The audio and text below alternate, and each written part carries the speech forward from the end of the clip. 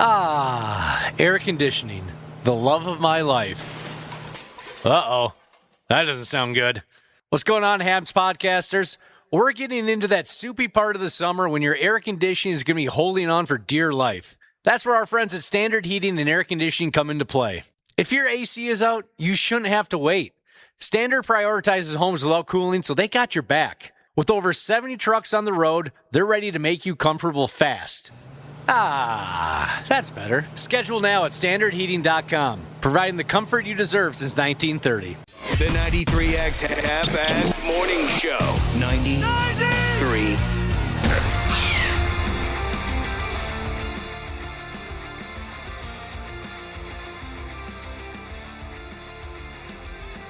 All right, here's the deal. Here's the friggin' deal. There you are. Here we are. Let's try and get something done. And we'll do it together. Hopefully it'll turn into something we can be proud of. Welcome to the Half-Assed Morning Show. Welcome to the 93X Half-Assed Morning Show. Jesus, balls. She's the middle of July already. I just looked at the calendar, Cubby. I had forgotten exactly where we were at, and we've reached the dead center of July. Yeah, I heard you earlier going, wait, is it June or July? I was talking to myself, wasn't I? You reminded me of when you're in school, right? In summertime, you have no idea what day it is, what month it is. You're completely oblivious. You caught me talking to myself. Yeah, I heard that. I asked myself, Busted. is it June or is it, of course, this ungodly run of terrible hot weather is going to continue to test our patience for a few more days.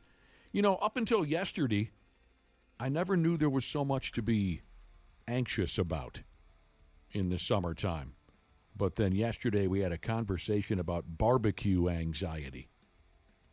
If you missed it and you're not familiar, that's where grilling a damn burger gets some people so nervous that they can't operate. They're afraid that they'll cook the burger incorrectly. They're afraid that they will be judged by others on the way they cook. There are certain things in life where you're judged, perhaps unfairly. Maybe like your taste in movies, your taste in music. Certainly grilling is one of those. So where a lot of people have opinions on it, on how it should be done. Right. And you look down, I shouldn't say you as in everybody, but there's folks out there that look down on others who don't know how to grill very well. Right, that's burger, how did I say it? Anxiety. Barbecue anxiety. Right, okay, so we talked about that yesterday. Now, how about this? Do any of you find yourselves battling with what they call here sunshine guilt? Now, I was familiar with this, how should I say it? I was familiar with this state of mind. The name sunshine guilt, I hadn't heard that yet, but I've heard of the overall state of mind where the sunny summer weather, I mean, don't focus too much on what we're dealing with exactly right now, because this is too hot for almost any living thing. I'm just talking about general, normal summer weather. The idea is the sunny weather makes it so it makes it so if you're not outdoors constantly taking advantage of the weather, you feel guilty and fat and ugly and you can't get over it. Is this bothering anybody, the sunshine guilt? I feel that way all the time. I tell you guys that I like, if it's like a rainy day or a cloudy day in the summer, I usually mention something like, nice, now I won't feel bad about not going outside. Yeah, I've heard you say that. Okay. Definitely. So you are saying this is something that you deal with quite often. Yeah, Sunshine, I hate this feeling. sunshine guilt. I definitely felt it when I was younger. Now that I'm in my 40s, early 40s, I don't care at all. I'm fine just staying inside. Is that right? Yeah. I still feel it, even though I've resigned myself and embraced being an avid indoorsman. I just realized that's probably not going to change. But there's plenty of times where it's a beautiful day and I think I probably should at least go pull some weeds or do something outdoors. Take a breath of fresh air. And as I told you guys, I had a doctor's appointment yesterday. To Pull some weeds. or do something. Like, I don't have any hobbies. That's the worst. What do you like to do? I don't know. Pull weeds. Computer stuff, I guess. I It don't know. reminds me of my late mother.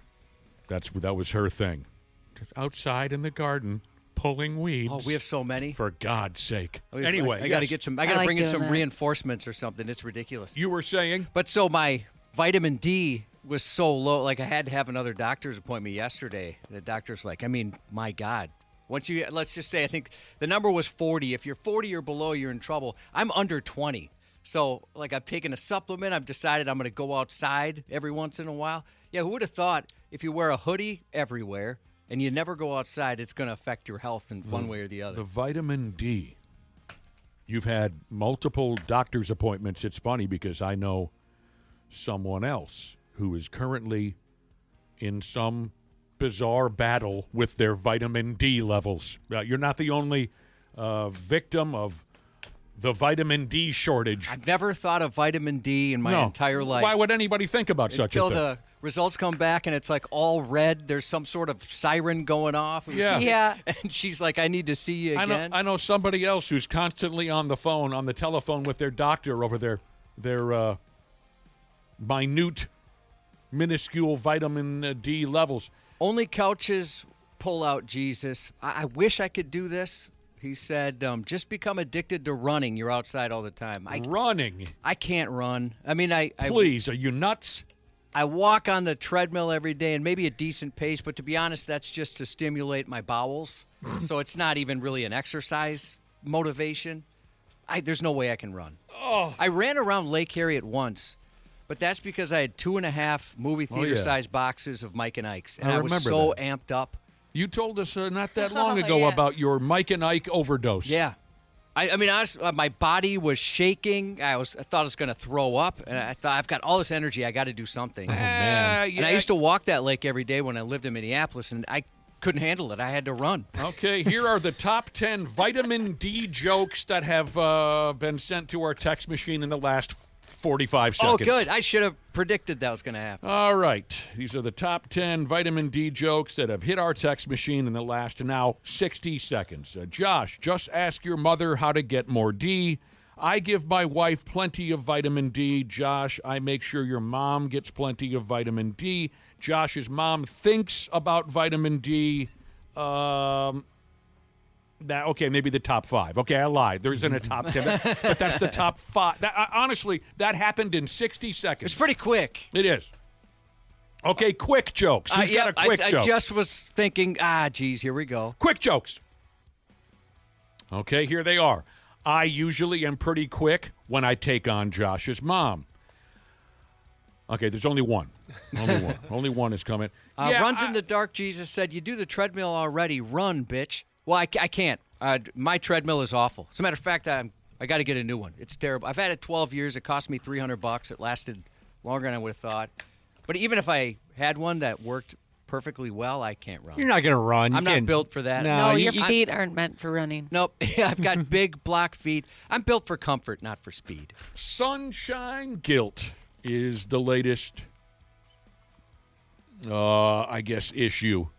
Well, you know why people have it. Why is that? Like up at the crack of dawn, Jesus. This is why.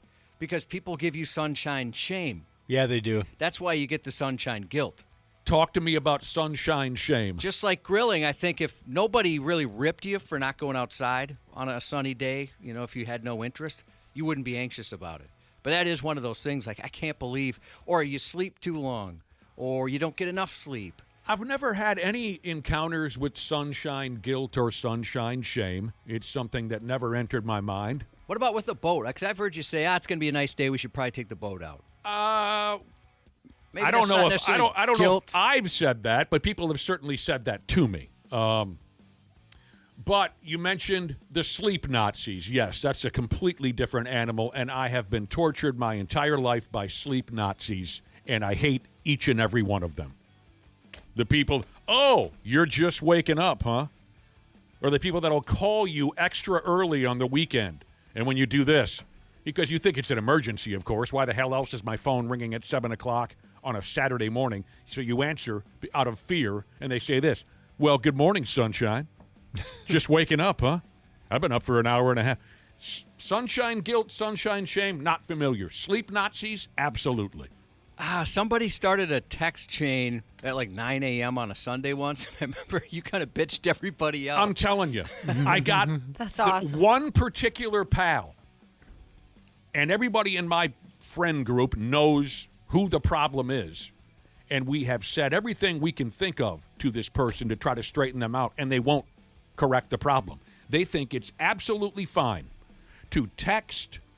It's a texting thing. It's Do they live here? Yeah. Okay, so it's not because I get a couple people that'll apologize, like, I forgot about the time zone.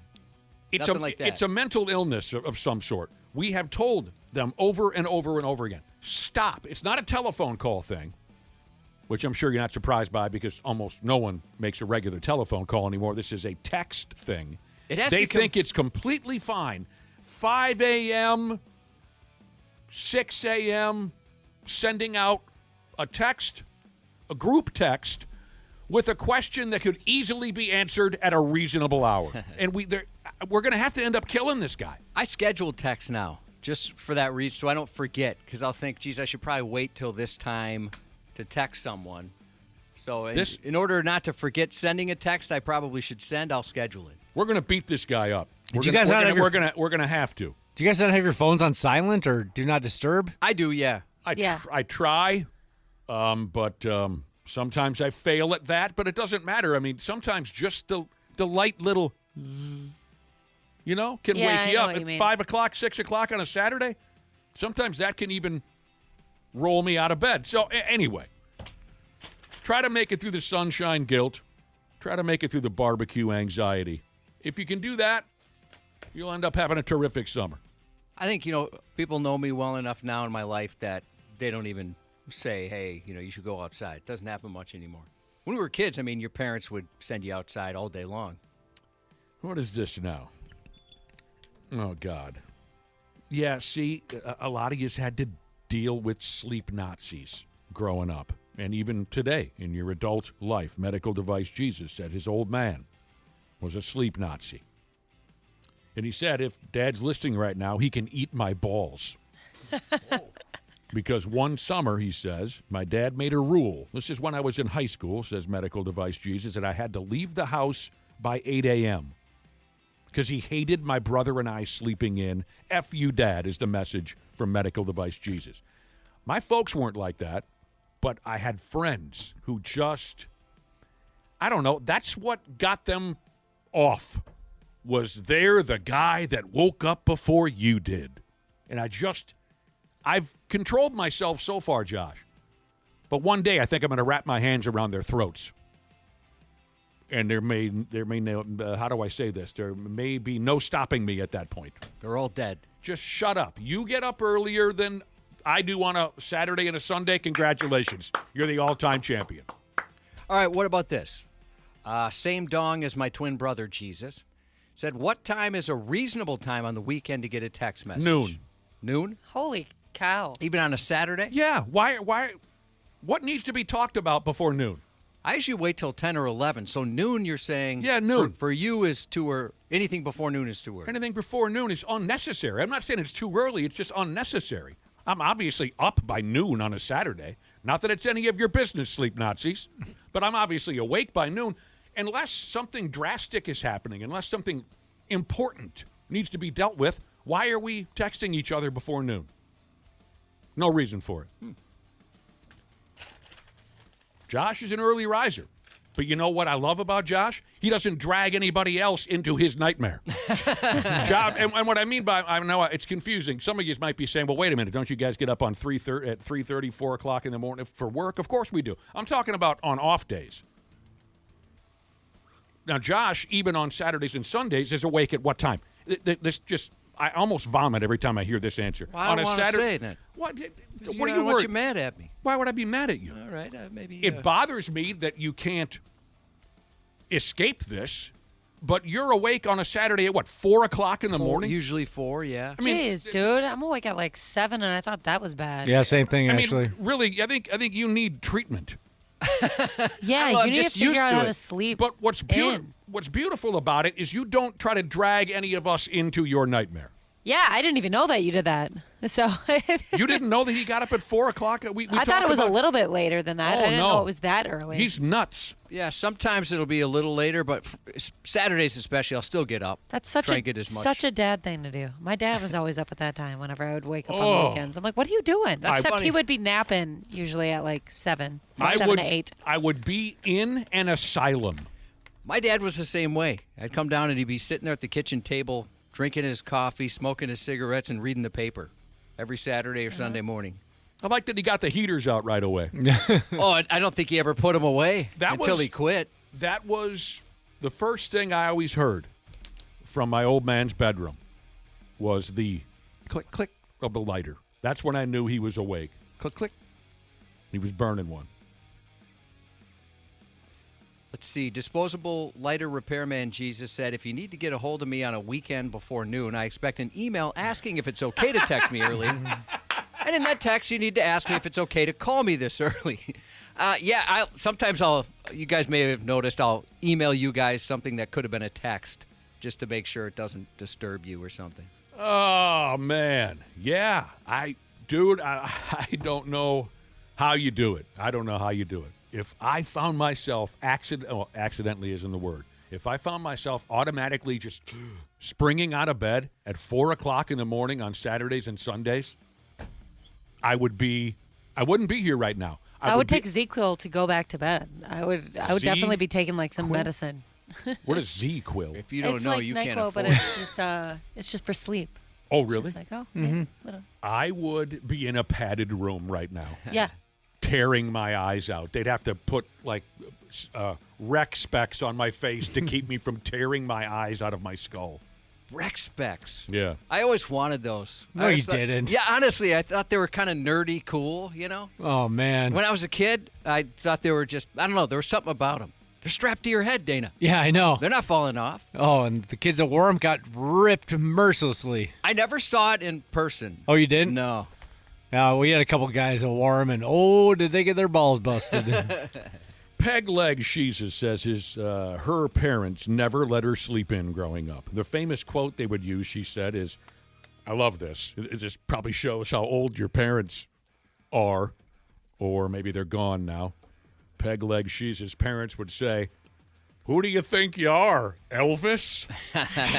Up all night and you need to sleep all day? Oh, I would just keep up. I would keep... Josh, I think maybe a handful of my own feces at my bedside, right? And then I would throw it at my parents if they ever walked in and said something like that to me. I think my parents wish I would have slept in on the weekends when I was a kid. I would wake them up in the morning. We used to wake up our parents, too, on some days. Oh, my God. I mean, when you're a little kid? In the summer, we Yeah, would. like elementary school age, for sure. Yeah, I mean, when I was a little kid, I didn't know any better. But by the time I was a fourth grader, I was sleeping until 11 o'clock noon. Yeah, no, never I once for loved me. it. I effing loved it. I slept till 9 a couple weeks ago on a Saturday. My wife was concerned about me.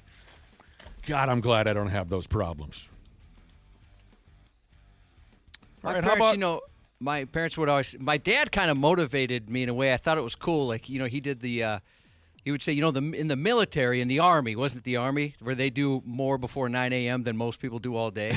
Yeah. And I thought, well, the Army guys really get up that early?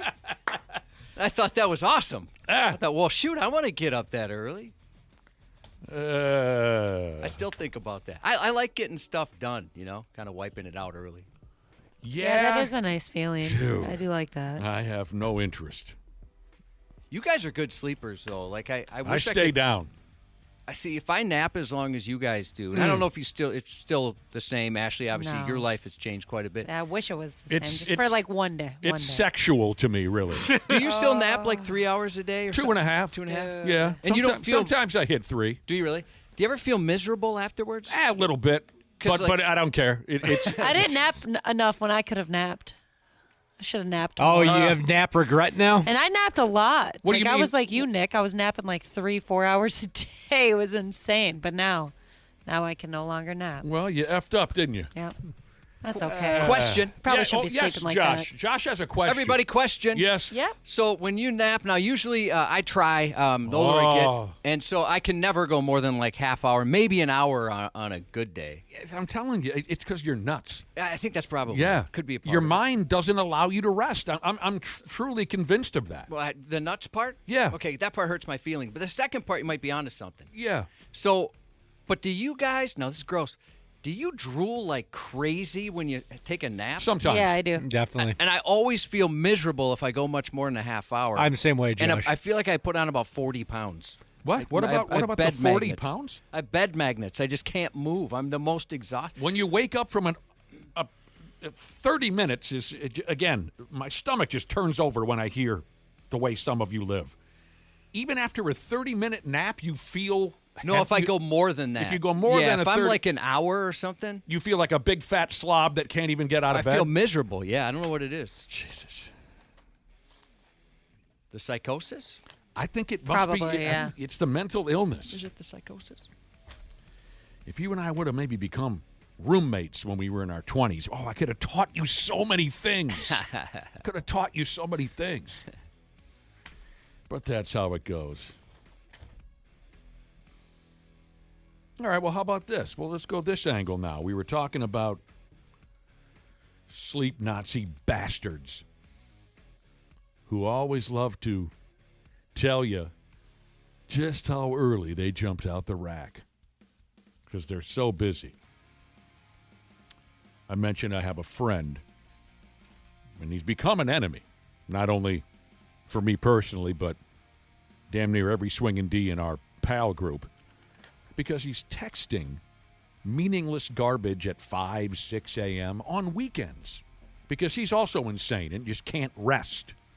How about this? How about we go this route? Let's see who has the high score. How many group chats are you currently in? Who wants to go for the high score? I'm sure I'm on the low end. I almost never am in a group chat. If the only two I'm ever in are like one with the family about like we're going to get together and do this. And At 4:30 in the morning on a Saturday. yeah, usually, yeah.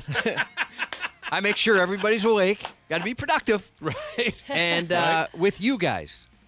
Oh, okay. Usually, like Yeah. Brad Ryder will send something snarky. So, it's like that. Or Randy will. Yeah, they think they're funny. they do. I feel bad, but nobody replies. So, but That's my favorite. I don't even acknowledge it. Am I missing out on something? Brad and Randy send jokes? they you're send part text of those. messages. Yeah, I guess you don't you just respond aren't either. replying. Yeah, nobody is. I'm not terribly attentive. I never noticed that Brad Ryder and Randy Shaver try to send jokes and then nobody sends a response. Yeah, Usually with sports or something. That's Very good. infrequent. I'll have to keep a closer eye on that. So you're saying you got a family thing and a work thing. Yeah, that's about it. And I Okay, yeah. don't really keep them. They're infrequent. It's not like a ton. So Yeah. It's not, I have friends that they're it's like fantasy football for folks that have 5, 6 teams. They're maintaining all these group chats, and I get jealous. Like, how do you have so many friends where they're, they'll be sitting there texting and their phone's going insane. I have a lot of group chats right now, but that's just because Give us a number. I'd say like 10, 10. 15, but a lot 15. of it is like different family member group chats. It's not friends for the most part. Do you have any where there's just one friend that you leave out? Like there's two? Like maybe there's one, everybody texts something and everybody's getting along, and then there's a second one where you immediately text and say, what a douchebag. Oh my This is." gosh, Sidebar. no, that's terrible. There's probably I'm probably left out of one of these group chats. That's- So they're talking about me. That's my fear too. I can't say for sure. You have a fear of what? The same thing. I have a fear of that too. Well, what if now my family has taken me out and they're ripping me about something? Oh, That's no. what they do. I can't say for sure because I don't pay terribly close attention, but I'm aware of the fact that I am in 2 regular group chats, and one of them is the work chat that we all share, and the other is the other members of the Sons of the American Legion at Wyzetta's. I'm a member of the Sons of the American Legion, and we have meetings and things like that. So I'm part of. So I would say the answer is 2. What is the common answer? The most popular answer, I guess, is 0 here, according to this survey. That surprises me. That 0. It seems like, with work, a lot of people have a work group chat. And even if you don't start a group chat, you get roped into one somehow. I thought that I thought 7. Luck, Wisconsin, Jesus said 7. He must be an important guy. Well, that's what I thought. And I'm assuming he still is. The highest one I'm seeing via text here, 40.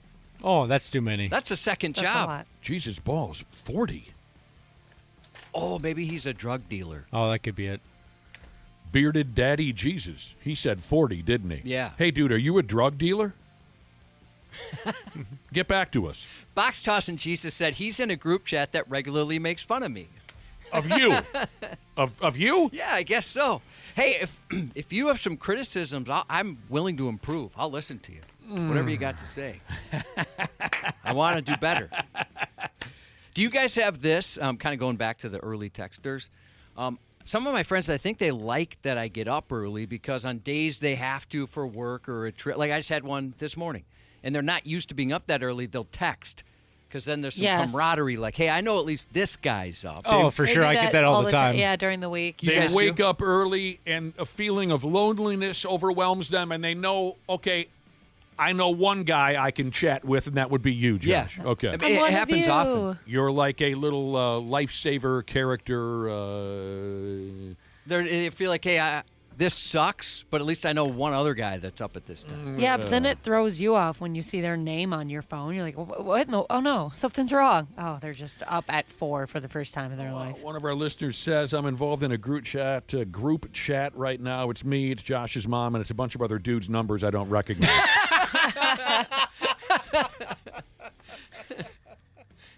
He doesn't recognize any of the other numbers.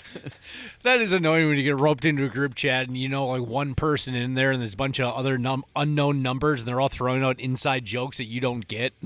That's frustrating. Classic Country Jesus said he's in a group text with his kids and he's the only one that contributes to it. The kids don't want to get involved. Yeah, you know what? The one with our family, there's usually one person that's just never responds. The most popular answer is 0 group chats. 35% of people have none of that happening in their life. And then you got some who go this way, some who go that way. 7% of people say they don't know. I'm aware of 2. Maybe there's more, but I guess I don't automatically know for sure that I'm in a group chat, but I'm not that familiar with the cellular telephone just yet. The most popular answer is 0. Other duties assigned, she just said her boss started texting them in the middle of the night and weekends, so she replies at 4 a.m. out of spite. Why is an effing boss, he's messing around texting people in the middle of the night? That's not right. I thought there were rules against There that. are. There should be rules. Is there? Are there rules? Maybe not here. What are the certainly rules? Other countries. What are the friggin' outside rules? of work, you're not supposed to get texts or whatever. That sucks. Totally sucks. Local 34 Jesus said group chats for golf outings, and that's it. Golf outings. Well, there you go.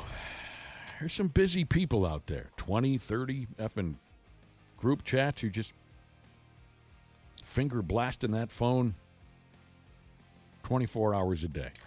What else is going on? She's Wednesday. That means come 7:30. Let's see if Randy and Brad got any decent jokes. The ones they save them for text. You guys say the ones via the text machine go nowhere. Oh, I didn't say that. We'll see if they got Ashley anything. pointed out that no one responds, and that's true. Sometimes I'll forget. I do feel bad because, they get left hanging. Yeah, I feel bad. Then I'm like, it's been too long. When I remember, it's like, it's too late. Well, before Hey, it's Creed Eve, everybody. Oh, happy Creed Eve to all Happy those who Creed celebrate. Eve to you guys. Creed Eve? Today is Creed Eve. Tomorrow's the night. Oh, my damn. Big night. Our promotions department came in here yesterday kind of telling us about what's going on. Sounds like it's going to be great for those that show up. If you go to that Creed show tomorrow night, this is what I understand. You mentioned our promotion staff came in to the studio yesterday after we got off the air and kind of gave us the rundown as to what's happening tomorrow night at the Half-Ass Morning Show Summer Bash starring Creed. If you're going to that show tomorrow night and you want to see how the big shots live, find us. Find the Half-Ass Morning Show. Really? We're going to be living large? They're saying this and that about VIP this. This and that? They're saying couches. And, What the? Kid, if there's a couch, I'm taking a nap. I'm taking a nap, guys. They said something. Again, I have a hard time paying attention when folks try to talk to us past 9 a.m. You know that, Josh. Yes. But our promotion staff is a little different. I'll listen to the promotion staff with way more detail than I will like some sales schmuck who wanders in here. So, again, I don't have all the information, but they were saying VIP this, MVP that, couches and exclusive this and that. You want to see where the big shots operate? Find us tomorrow night. And will you be allowed to join us? No. We are going to be in a very exclusive, because they love us over there at Creed. Creed loves us. Yeah, I'm sure they're very familiar with us. We got to take a friggin' That break. Creed outfit. You are a terrific crowd, and when we come back, we'll hit up that stupid news here on the Wednesday edition. 93. Air conditioning, the love of my life. Uh-oh, that doesn't sound good. What's going on, Habs podcasters? We're getting into that soupy part of the summer when your air conditioning is going to be holding on for dear life. That's where our friends at Standard Heating and Air Conditioning come into play. If your AC is out, you shouldn't have to wait. Standard prioritizes homes without cooling, so they got your back. With over 70 trucks on the road, they're ready to make you comfortable fast. That's better. Schedule now at standardheating.com, providing the comfort you deserve since 1930. Years of hard work, and now you've got pain in your back, your shoulders, your knees, maybe your joints. You need help. Randy Shaver here with the answer. Dave Bialke. He's got over 30 years experience in getting workers' compensation benefits for people just like you. Don't suffer. Call Bialke Law today. 763-571-2410 or go to bialkelaw.com. That's BIALKE law.com. And it spells relief for you. Stupid news on the Half-Assed Morning Show.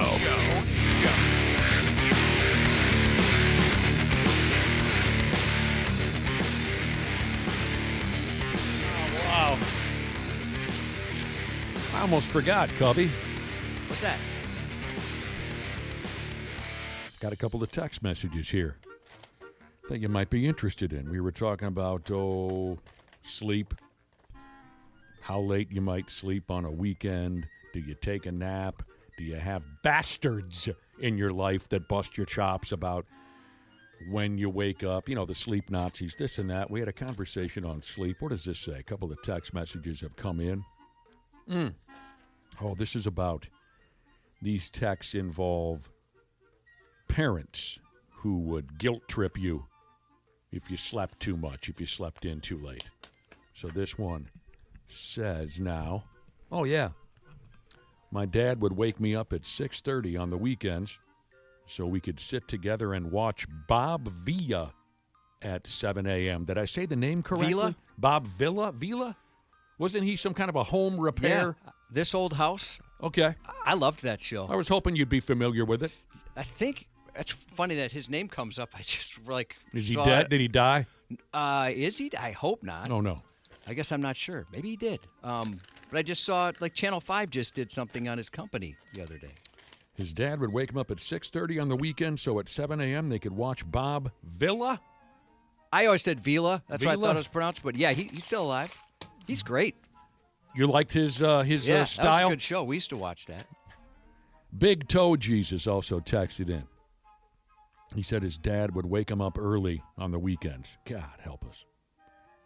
And he would always say, get your ass up. You're not staying in bed all day. People die in bed all the time.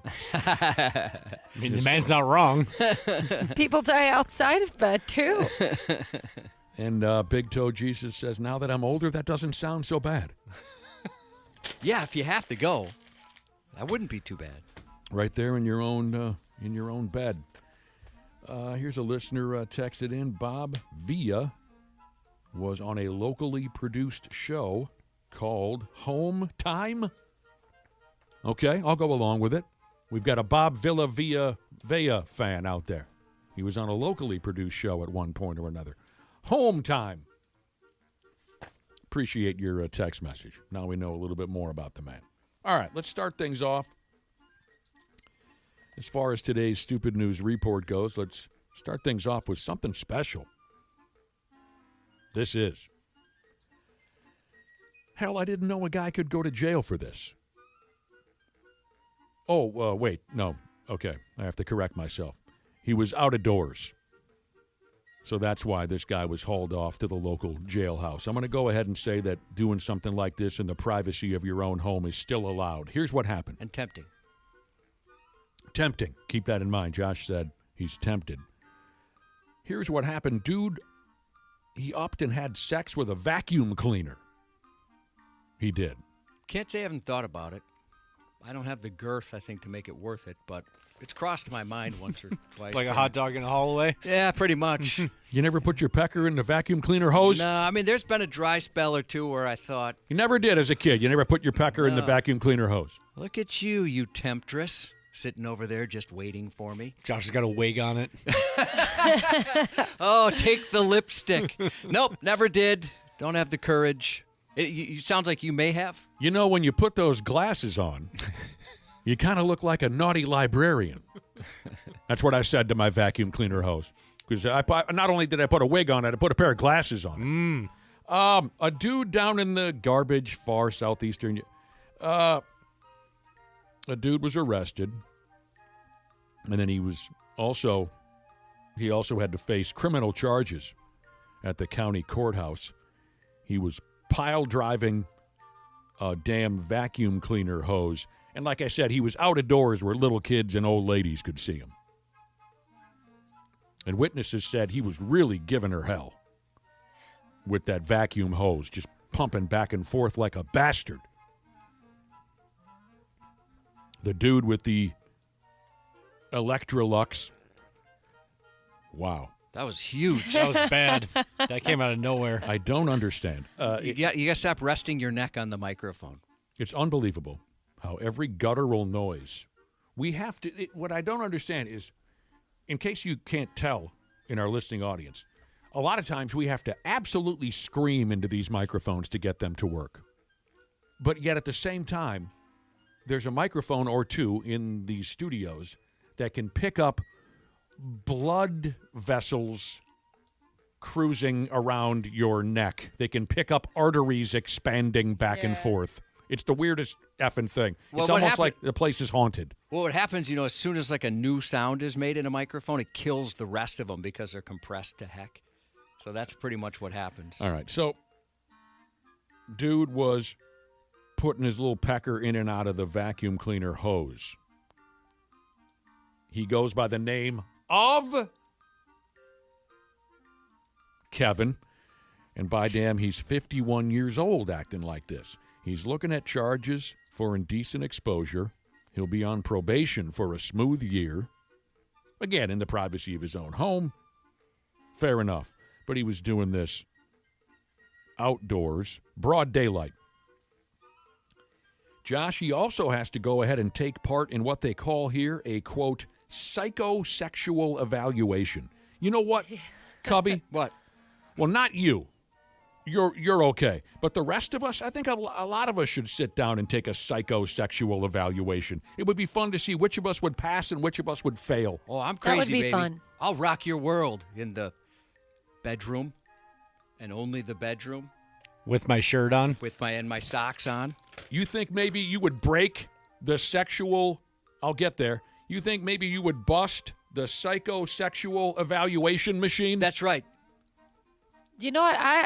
I don't know about that. I think that you're extreme the other way. They might be like, yeah, you're something's not right here because Me?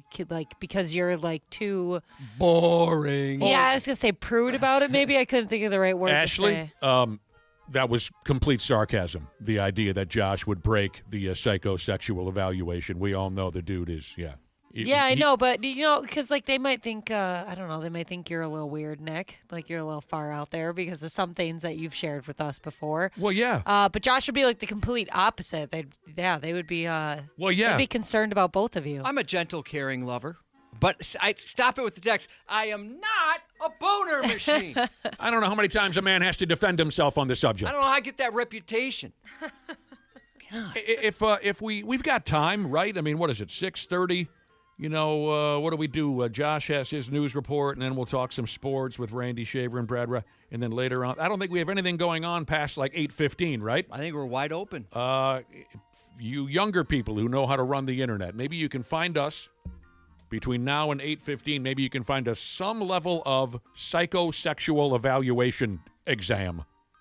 Let's see where we can go with that. If it doesn't happen, there will be consequences. I've had some Oh, no. experiences. You've had some Maybe experiences. Some that might surprise you. Psychosexual experiences? Oh, I'm a psycho. I'll go nuts on your privates with my privates.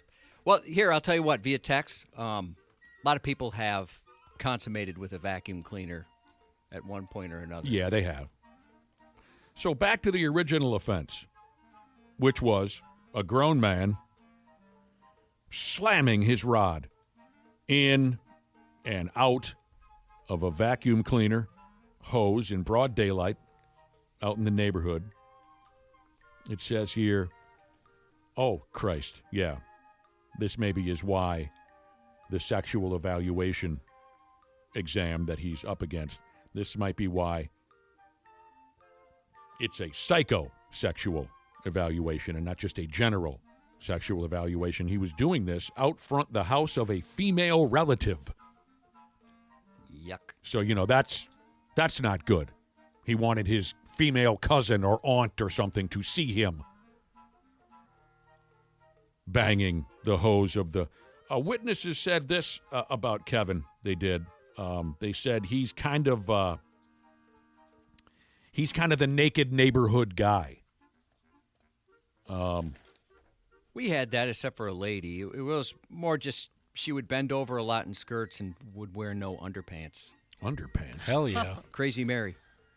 Oh, you've told stories about crazy. Yeah. Yeah, I don't Folks, think it was a hell yeah. She wanted the kids in the neighborhood to see her bush, She wanted anybody to. Yeah, folks. but specifically the kids in the neighborhood? I don't know if it was specifically. I mean, I was a kid in the neighborhood and certainly saw it, but I've heard from other people that it was really, she cast a wide spectrum Sure. with a speculum and whatnot. She'd really get that thing going. But people, anytime I mention it, people in South Minneapolis will say, I know exactly what you're talking about. Apparently, she's still running around showing off her vagina. So Good for her. Hell yeah. I think. I don't know. That's her thing. Kevin is notorious in town for wagging his little rod around. He's the walk-around naked guy. Sometimes he just wears socks. Sometimes just a tank top, this and that. They say that Kevin really, really likes to beat his meat. They said that.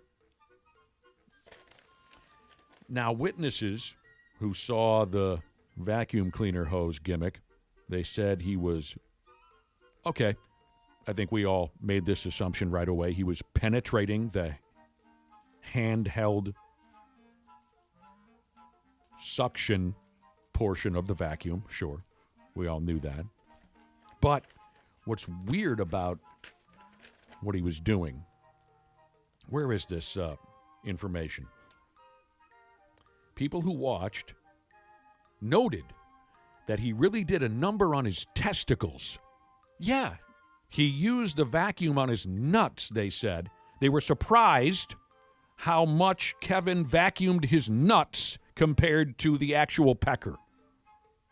So we all assumed he had the hose, of course. I would never even think of that. That's only natural to have the hose going, but they said it was more so on the balls. Again, probably more reason why this is going to be a psychosexual evaluation. This, I don't know if they want me to say their name or not, but this person says he's tried the vacuum, but it won't fit. Humble brag of the week? Yeah, we'll put you up there. It's not just a brag.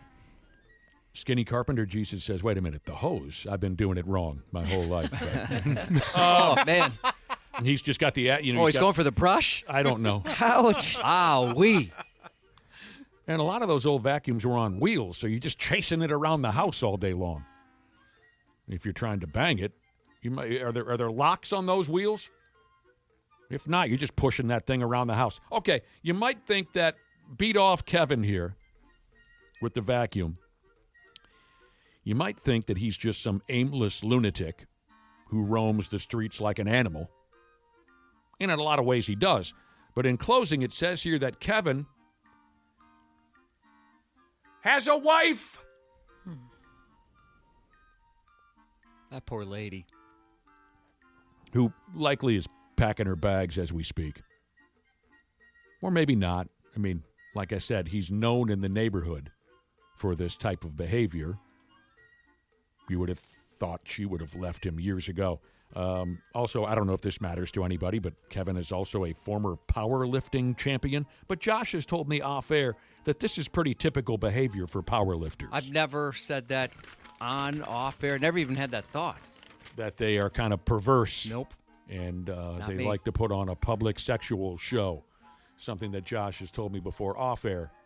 Something he says he knows about powerlifters. I did not say that. We've been told don't take the test. Don't take that psycho test because I've been trying to find one. have you really? Yeah, and like taking stupid tests and then getting near the end, and they're like, "We'll email you the results." I don't want you to email me. Just tell me. Well, maybe are some The legit test, like the real test. Why did they say that? Because this person says, I don't know if they want me to say their name, but they said it lists plenty of people as sex offenders. I mean, when you're not, and then you have to be looked at further. Oh, right? if you score a certain way. I'm sure like an internet BuzzFeed test or something. Yeah, is that's what quite I'm looking different. for. Not the legit one. I Not don't the think you real can one. just like take that online. If we took a real psychosexual evaluation test online, more than one of us might end up incarcerated. And I know this person, and they're involved with first responders, so they know a thing or two, so I'm going to guess they're correct. Well, we don't want anyone going to jail today, so maybe we'll skip the psychosexual. Well, this is a weird question. Somebody says, how often do you get morning wood? Well, every afternoon. Pretty much every single afternoon I get morning wood. Another listener is saying, try getting it on with a Roomba. Oh, I just got one. I mean, I'm not attracted to it. They say if you like the old school hose, the old school vacuum, try getting it on with a Roomba. They I say just got one too, Josh. they say it's a mind scramble. Shoots at deer 7 times and misses, Jesus said, try a dustbuster. Kind of work your way up. Start there. Oh, sure. One of our listeners has a name for his vacuum, and he's violated it many times. His vacuum has a name, Carmen Electralux.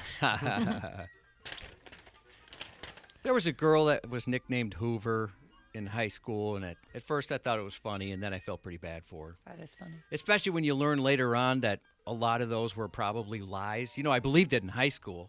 Like, really? She's going around and doing that for anybody that had asked? Poor girl. Well, there you go. This Kevin guy. They got him now. It's just a matter of trying to keep him. We can't have him doming himself with the vacuum cleaner in broad daylight anymore. No.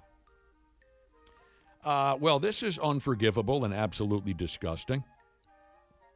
A dude has, I think maybe this nightmare took place in England.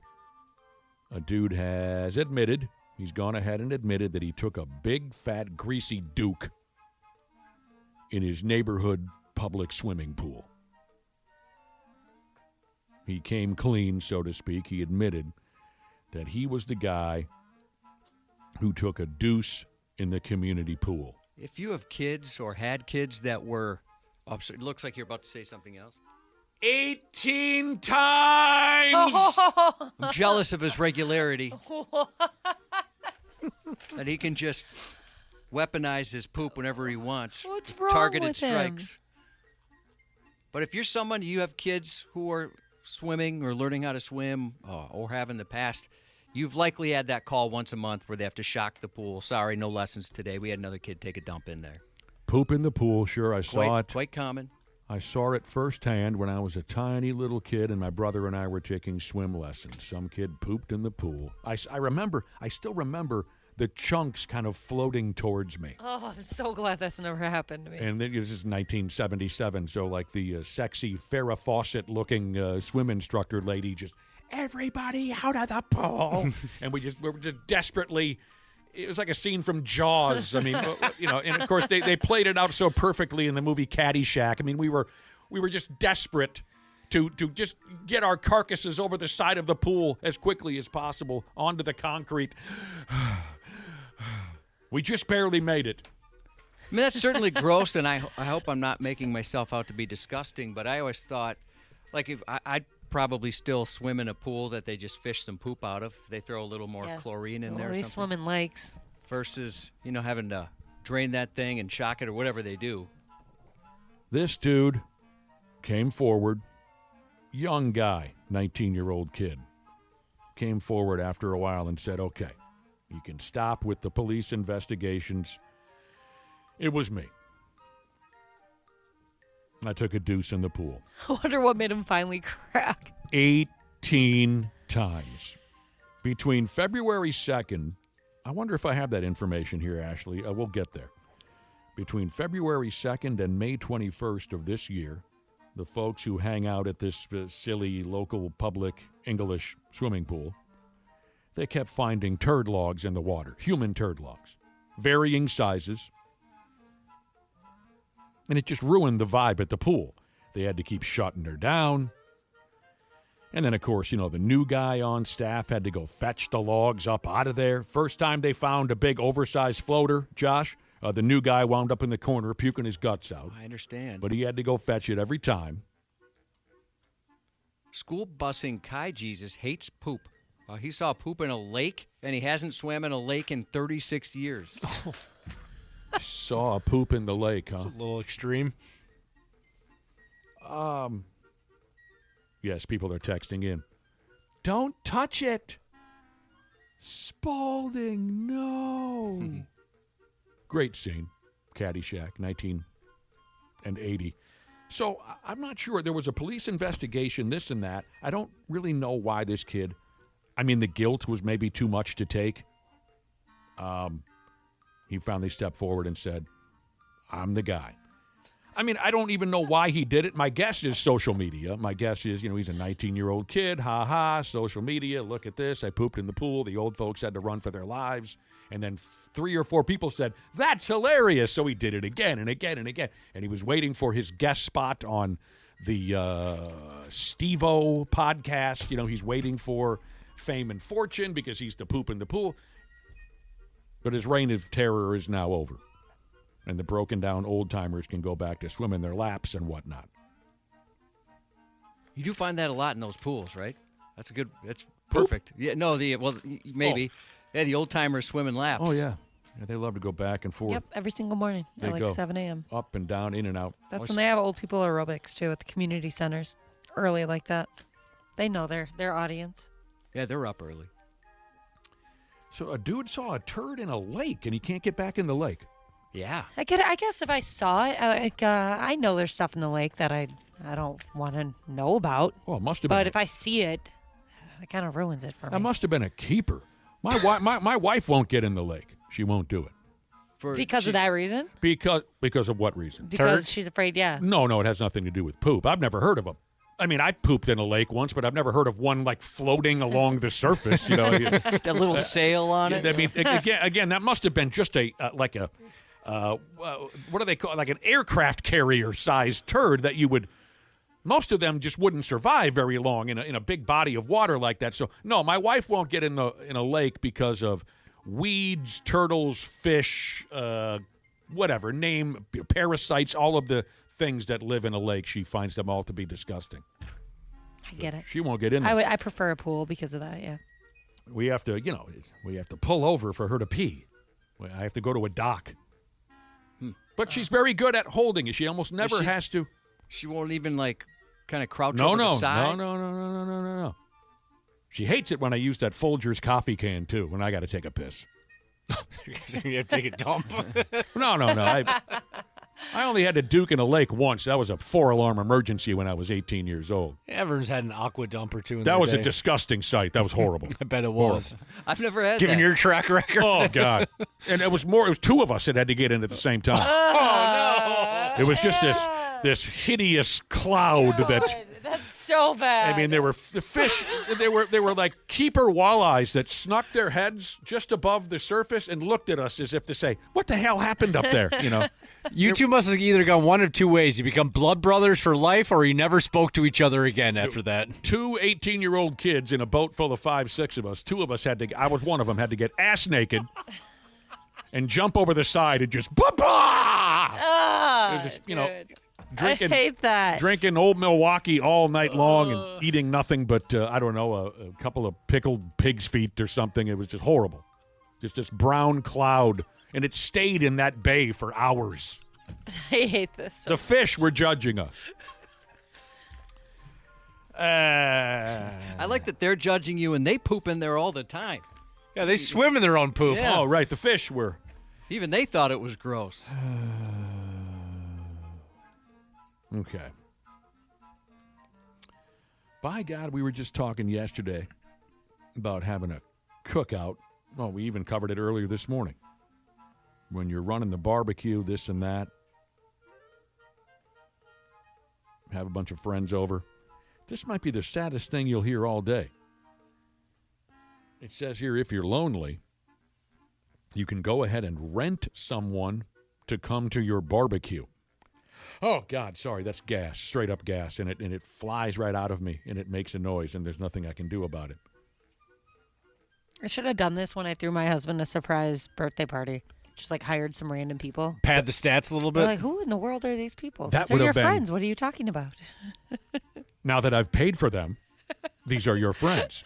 That would have been for an hour. hilarious. We can have fun with them now. To have your husband walk onto his own property, like he just gets done with work, gets out the pickup, and he smells the barbecue burning. Oh, Ashley's throwing a party for me, a little barbecue. And he comes around the corner and doesn't recognize anybody but you.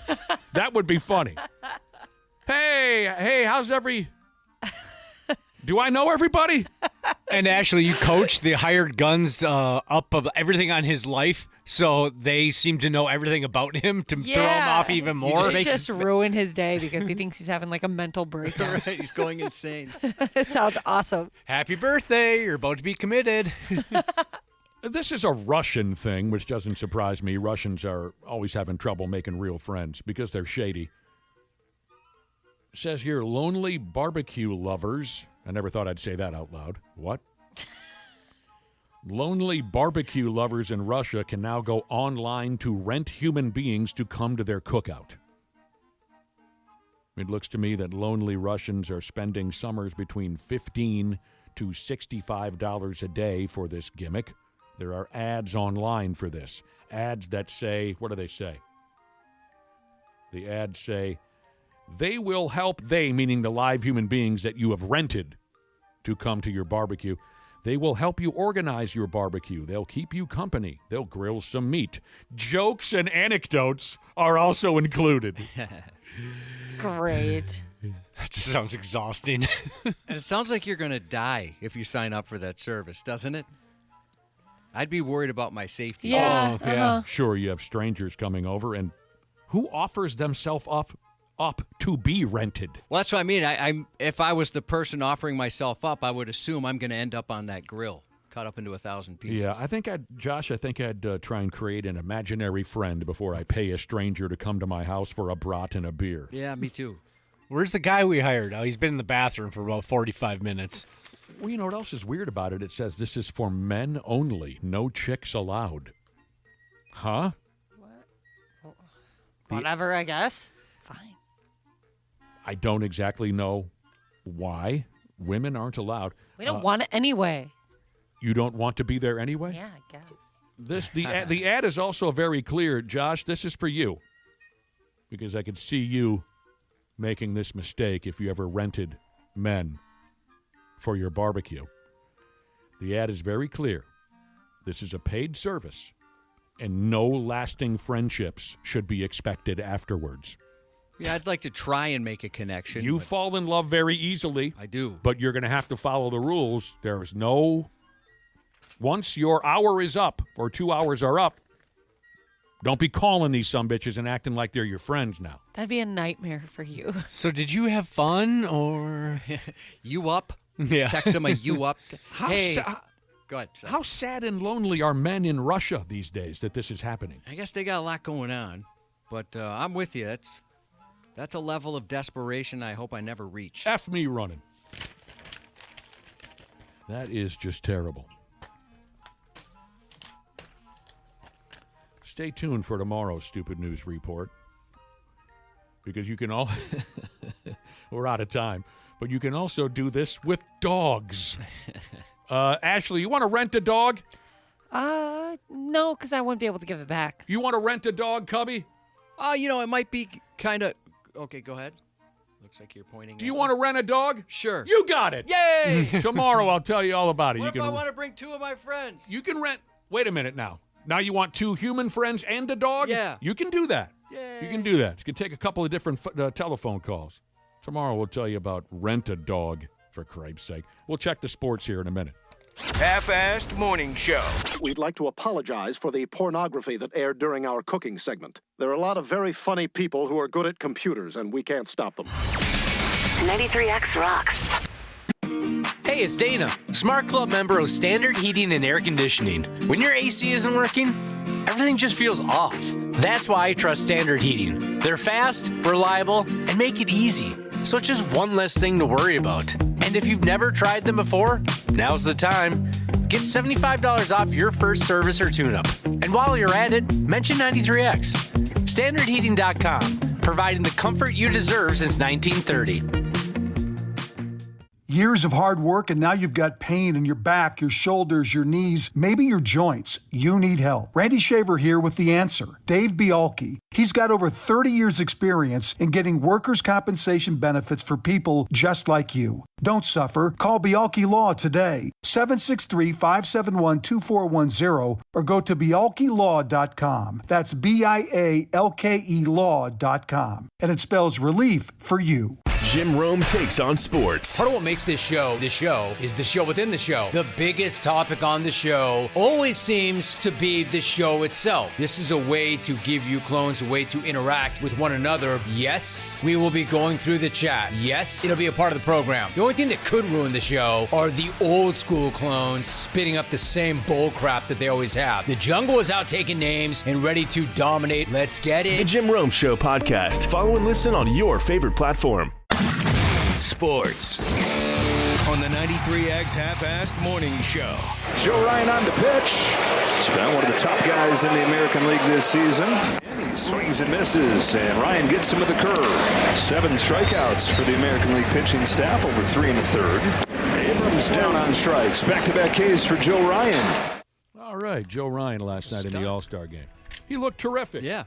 Got himself a half inning out of the deal and a couple of strikeouts. We'll tell you all about the All-Star game at 7:30 when Randy Shaver and Brad Ryder show up. Although I have to tell you, because I'm sure most of you didn't watch it, I have to tell you, I doubt this one's going to go into the all-time record books. Doesn't sound that way. It was not the most exciting baseball game.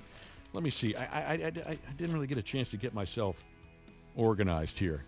Okay, now I think I got it done. Earlier, we got to talking about pooping in the lake.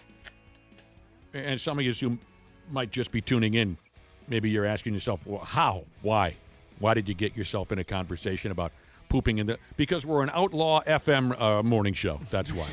Crazy. Renegades. These are the things that FM morning shows Oh, talk shock up. jocks. We're shock jocks. Morning zoo. We are there to...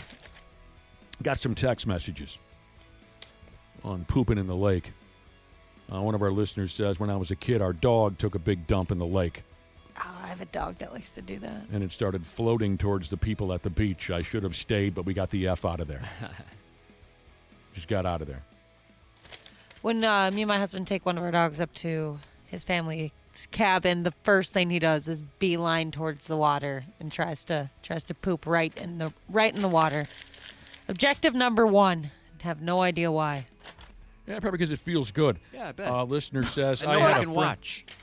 No, you can see he only gets like his feet in the water. Oh, he I doesn't was go deep enough. It makes no sense. Ah, well. He wants do to. it. He wants to hear the sound of the splashing. Yeah, I Here's guess. a listener who says one of my friends tried to start a log jam at the Apple River. Oh, no. A log jam. Josh, sing a little bit of the "Poopin' in the Lake" song for us, real quick. I don't know a pooping in the I lake. thought you had a "Poopin' in the Lake" song. No. What does this say? Is this true? And I don't know why a listener would say this. Well, maybe I have a rough idea why they would say this. One of our listeners texted in to say, I bet Ashley has pooped in a lake. No, I haven't. Another listener says, my dad... Oh, now we're talking about pooping in the river. Josh, sing a little bit of the "Pooping in the River" Yeah, song. I don't even know that song. A listener says, my dad tells me a story about him and his buddy growing up swimming in the river. They were young kids swimming in the river. And my old man had to take a deuce. And they were in the river, so he just let her buck. Our listener tells us that his dad says after he pushed it out underwater there in the river, he watched the sumbitch float up and smack his buddy right in the face.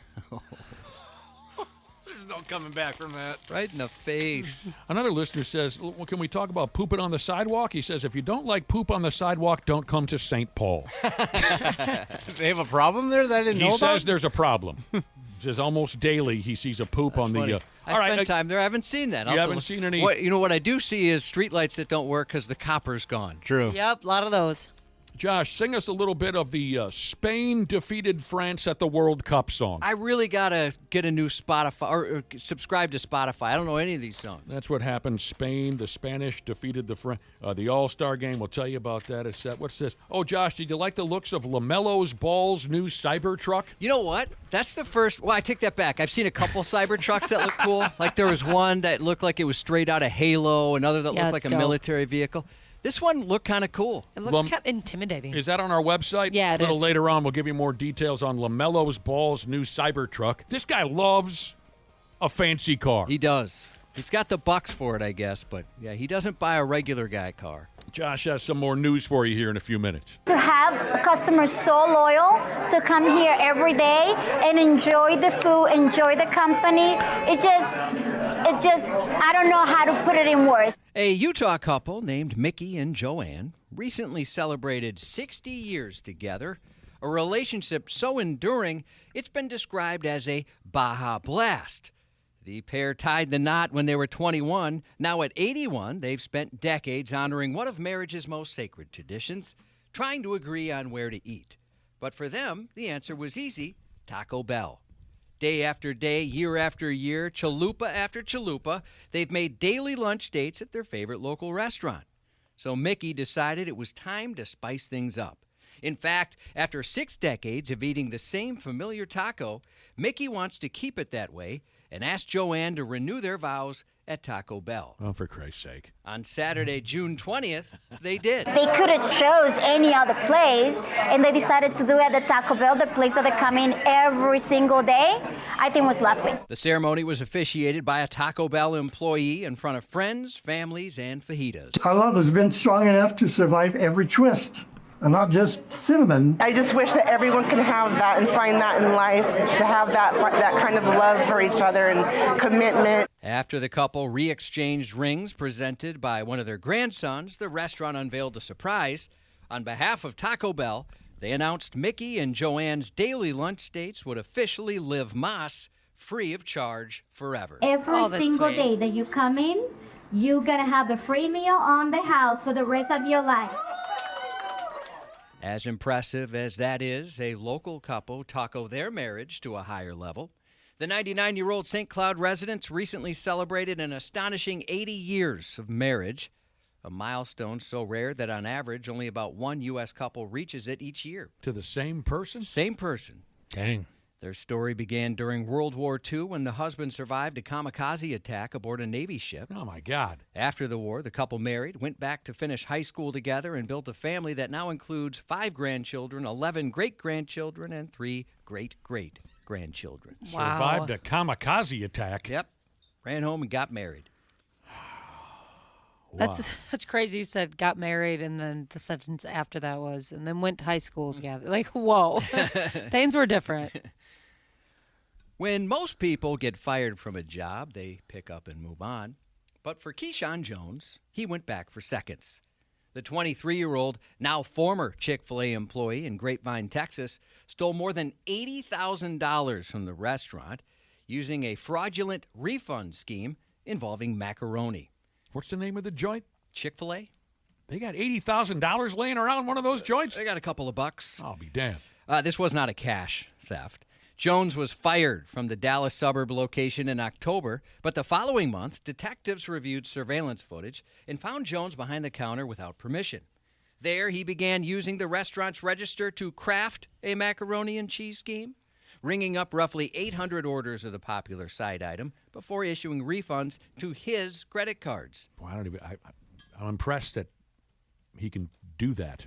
Do you even understand what you just said? Yeah. Well, how do you do that? I have a buddy who he regrets it now and is quite embarrassed, but in his early 20s, he would, at a bar, like sneak behind the counter and give himself like a $500 refund on his credit card. Oh, my God. And he used to do it a lot.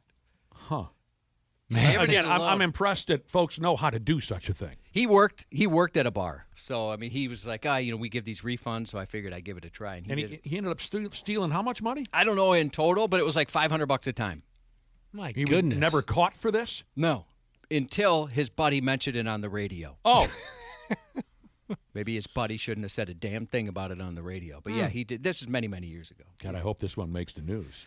The newscaster was baffled. This newscaster was baffled by the bizarre nature of the story. High in totem pole of, Oops, sorry, wrong one. Here we go. I'm going to admit to you, didn't see this one coming. Keyshawn Jones was seen alone behind the register. He rang up 800 orders of mac and cheese trays and then refunded them, all to his personal credit cards. Fast food chains have seen a range of such incidents in recent years. In January, a McDonald's employee in Springtown, Texas, was arrested after double-charging drive-thru customers by tapping their cards a second time with a personal device and then pocketing an extra $10 to $20 per transaction. In 2023, a general manager at a Mancino's Pizza and Grinders location was busted for embezzling $130,000 from the customer loyalty program. In December of that year, employees at Burger King and Wendy's locations in Alabama were arrested in separate credit card thefts.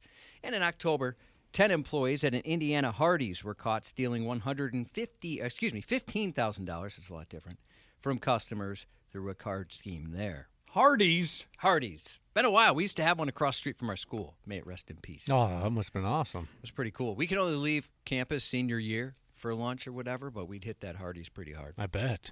Pardon the bun. You could only leave campus when you were a senior? Yeah, we didn't have friggin' Catholic schools. We technically weren't supposed to leave campus at all, but we did. We weren't allowed either.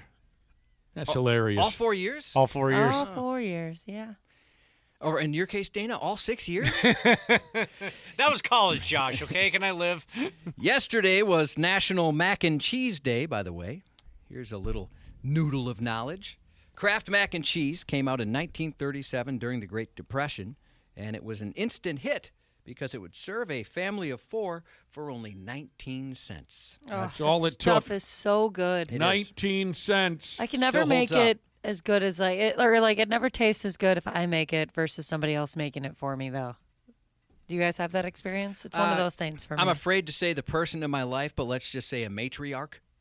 Can make macaroni and cheese better than anybody. Yeah. She's always had that talent. My wife is very good with that stuff. And I'm like, well, what do? You follow the box? They're like, yeah. And but they won't tell me their secrets. More butter than normal. That make anything good. Mm-hmm. I can even F up mac and cheese, so yeah, I know what you mean.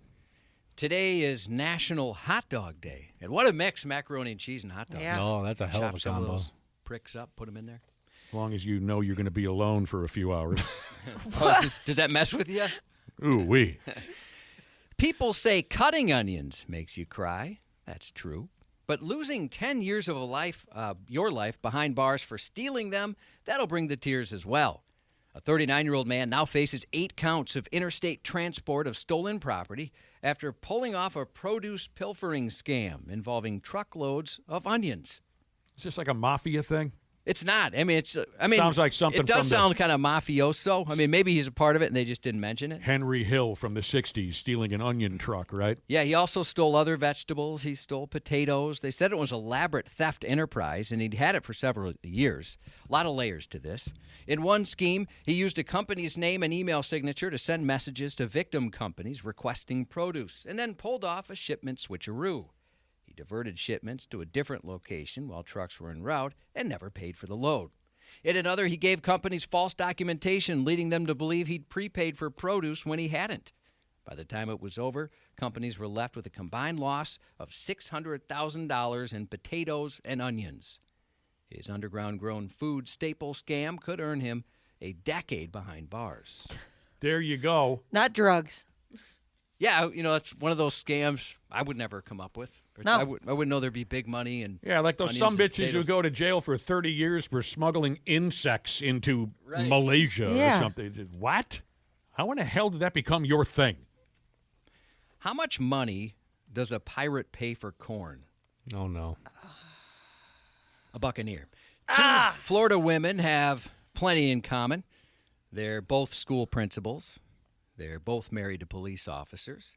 And they both may have celebrated Independence Day with a little too much freedom juice because they were both arrested on DUI charges, both just hours apart, in the same car, by the exact same officer.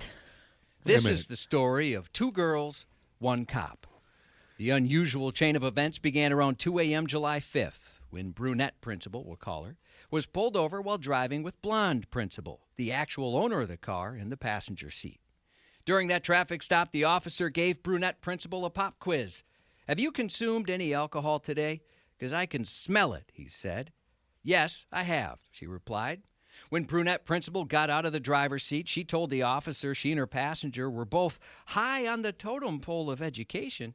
You see, both women identified themselves as principals. Why are you driving? I'm not meaning to do anything wrong. I'm way Look, better. I just talked to you. You were really drunk when I talked to you. I know. It's a couple hours later. Brunette principal declined to perform a field sobriety test, so she was taken to jail. According to the arrest report, blonde principal was deemed unfit to drive, but police let her go. They made sure she took a ride share and, with her permission, parked her car so it wouldn't have to be towed. That was nice. That could have been the end of it. It was not. About an hour and a half later, the same officer pulled blonde principal over in the same car. She was drunk and said she was trying to bail out her friend. After the educator failed field sobriety test, she was arrested as well and taken to jail for detention. Both women pleaded not guilty to DUI and refusal to submit it to DUI testing. That is blonde principal. I loved it every time. That's an effed up type of a deal there. Yeah, wouldn't you think, like, I mean, I guess she was drunk, right? Still making bad decisions, but I would assume, that was a close one. Thank goodness the other lady was driving. Seriously. You'd think. Or maybe there's got to be somebody she can call. Cop. Their cops or their husbands, too. They're going to get a lot of crap. Yeah, I didn't even think about that angle. A Florida driver was arrested after making the not-so-brilliant decision to swap seats with the passenger during a traffic stop, and it may have worked if he hadn't immediately backed into a patrol car. The Hillsborough County Sheriff's Office was conducting a traffic stop last week when the driver tried the old seat swap strategy, but unlike Terry, he actually did put it in reverse. Put it in reverse, Terry! Put it in reverse! The car rolled backward and bumped right into the deputy's patrol vehicle. Video released by the sheriff's office shows the man climbing out of that vehicle moments later, then casually walking away, apparently hoping the whole situation would just sort itself out. The 01-1050. Hey, stay in the car. Stay in the car. Get back in the car. Hey, let me get units to my call. Florida Avenue and Nebraska, 1018. He took off into a wooded area, but deputies tracked him down and took him into custody. If you choose to flee or deceive deputies, expect to face the consequences. In Hillsborough County, we'll hold you accountable for your actions, the sheriff said. He was charged with leaving the scene of a crash with property damage. I do like he just got out like, man, nothing happened. He just crashed into a squad car. Wasn't me. Clearly, I got out of the passenger seat. Couldn't have been me. You guys hear about the time Josh got pulled over? What time? Speeding home from Mankato? What time? Oh, you mean which time? Yeah, I thought you were looking which for occasion? This was Josh was driving with his wife in the passenger seat, and his wife fell out the car. And after a while, a squad car comes racing up behind Cubby and pulls him over and says, "Do you know that your wife fell out the car about a mile back?" And Josh said, "Oh, thank God, I thought I went deaf." A man was arrested after fleeing a traffic stop on his motorcycle, only to find handcuffs at the finish line and internet ridicule for his hoodie design. A Florida Highway Patrol aircraft, a.k.a. Airnarc, observed several motorcycles racing in Tampa. One rider sped away from the traffic stop, reaching speeds of about 150 miles an hour. That's way too fast. A rate of travel usually pretty bad for blending in. He eventually abandoned his hog and fled the pigs on foot. But the escape didn't get far. He was quickly captured by cops in a nearby parking garage. But this part is the one that got him made fun of online. When arrested, the 19-year-old was wearing a hoodie with a twist of satire which read, "Don't get caught." And he was caught. The legal trouble started piling up after that. He was charged with fleeing and eluding, reckless driving, and one more count that may explain why he ran. He didn't have a license. No license? Nope. That's why he took off. Yeah, he's lucky he's not a stain across a half-mile of freeway there. God help us, yes. Here's a look at 2 new streaming releases today. First up is Lucky, an Apple TV series starring Anya Josephine Hubba Marie Taylor Hubba Joy and Timothy Oliphant, who's not so bad on the eyes either. When a multi-million-dollar heist goes sideways, a con artist named Lucky is forced to go on the run. How can someone so small cause so much trouble? Whatever game you're playing here, Lucky, it's not going to go the way you think it will. I'm done running. From you, from anyone. Also new is Ride or Die, starring Octavia Spencer and Ted Lasso's Hannah Waddingham on Prime Video. Best friends Debbie and Judith thought they knew everything about each other, but Debbie's stunned to discover that Judith is an international assassin. Deb, I'm an assassin. I kill terrible people for money. What if I did it for free? I'd be a serial killer. Who are these people? Your husband stole millions from the mob. Now they're after you. Travis Fimmel is 47 today. Travis Fimmel? Ragnar on Vikings. Oh! Yeah, that guy's awesome. Joe Satriani is 70 today. Not on an episode of Vikings. Guitar guy. Just for a second there, I thought you were making that name up. I did too. Travis Fimmel. Fimmel, yeah. Love him. You love that guy? Yeah, he's great. He was awesome as Ragnar. Jesse Ventura, 75. Happy birthday to Salem, turning the big 03 today from his papa, metal hand finishing Jesus. And happy birthday to John from your little brother. Damn you, Scuba Steve Jesus. And that's 93X News. Coming up next, we'll chat with Randy Shaver and Brad Ryder. Randy Shaver and Brad Ryder on the Half-Ass Morning Show. Joe Ryan on the pitch. He's been one of the top guys in the American League this season. And he swings and misses, and Ryan gets him with the curve. 7 strikeouts for the American League pitching staff, over 3 in the third. Abrams down on strikes. Back-to-back Ks for Joe Ryan.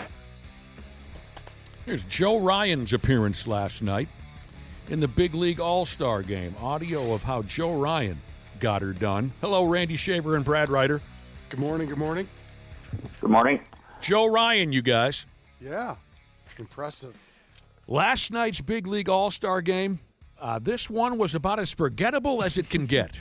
As far as All-Star games go, it was one of them. It sure was. I don't think this one's going into any future highlight reels because, for the most part, nothing happened. Well, if you love pitching, then you enjoyed last night. Sure. I mean, the American League just absolutely dominated last night. Yeah, they did. The 15 strikeouts, not a record, but close. Yeah. They only gave up 3 hits. I mean, I don't know. I was hoping for a little more offense, but, sure, if you're a pitching enthusiast, if you want to get a look at all these different shutdown relievers and top starters, you got a dose of it from the American League pitching staff. If you missed the top of the first inning, you didn't. Yeah, you basically missed it. Yeah, that's right. The American League lineup put together a little bit of offense in the first inning, and then again in the 8th. Yeah, Vargas with the home run, but yeah, Brad's right. It was, if you missed the first inning, you basically missed the scoring part of the ball game. The American League won the 96th all-time Big League All-Star Game by a final of 4-0. 4-0. The game's only extra base hit, Randy Shaver just mentioned, a towering solo rod hit in that 8th inning I was telling you about. She was a long yard sail hit by Miguel Vargas of the Chicago White Sox.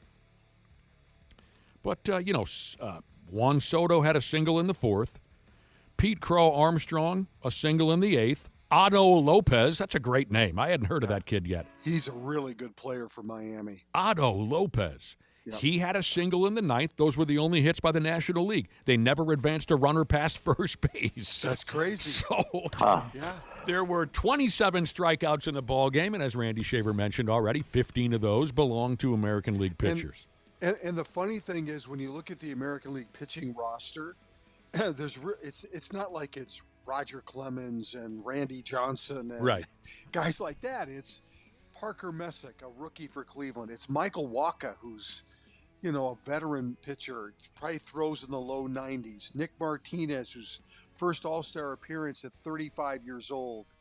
It's Drew Rasmussen from Tampa, who's been around. Louis Varland in his first All-Star. I mean, it's a mix of totally different kind of pitchers that all combined to have an incredible night for the American League.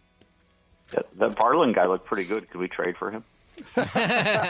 Be nice to see him in a Twins uniform, you're saying? Yeah. Take it easy, Brad. Take it easy. Yes, Ashley's grade school boyfriend had a turn out there for the American League. He allowed 1 hit and also recorded a strikeout. So there you go. Great performance by the American League pitching staff.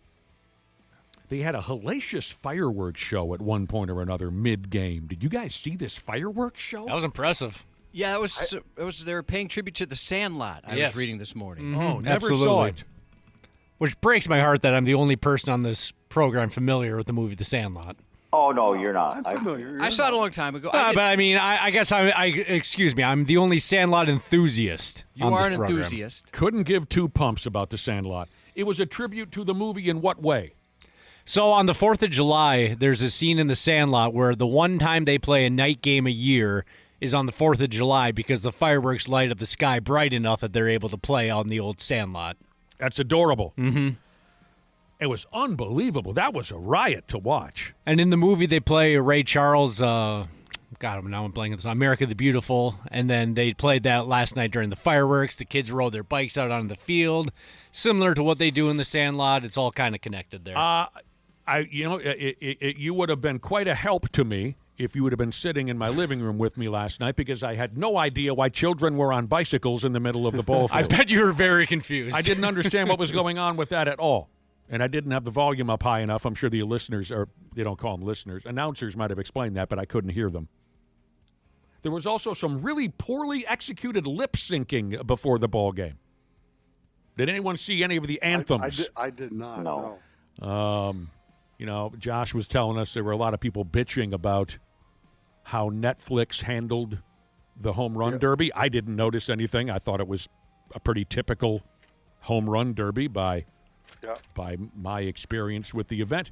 If I was to bitch about anything last night, it's not anything I'm going to go online and complain about. But I thought some of the lip syncing was a little sloppy. I mean, if you're going to go out there and lip sync, can you have it down? Can you have the... Well, to give them the benefit of the doubt, you might be onto something, but maybe it's a little bit of a delay. Like, sometimes that you can tell it's delayed, meaning that what you're seeing and what you're hearing. So maybe you're saying it wasn't lip syncing, it was a delay? It could have been. I mean, that's just a possibility. And my only other beef would be, Randy just got done talking about how there were all these kind of, lesser known, up-and-coming type pitchers out there. There were 36 brand-new All-Stars, right, in last night's game. Yep. I had a little bit of a problem with the in-game interviews early in the ball game.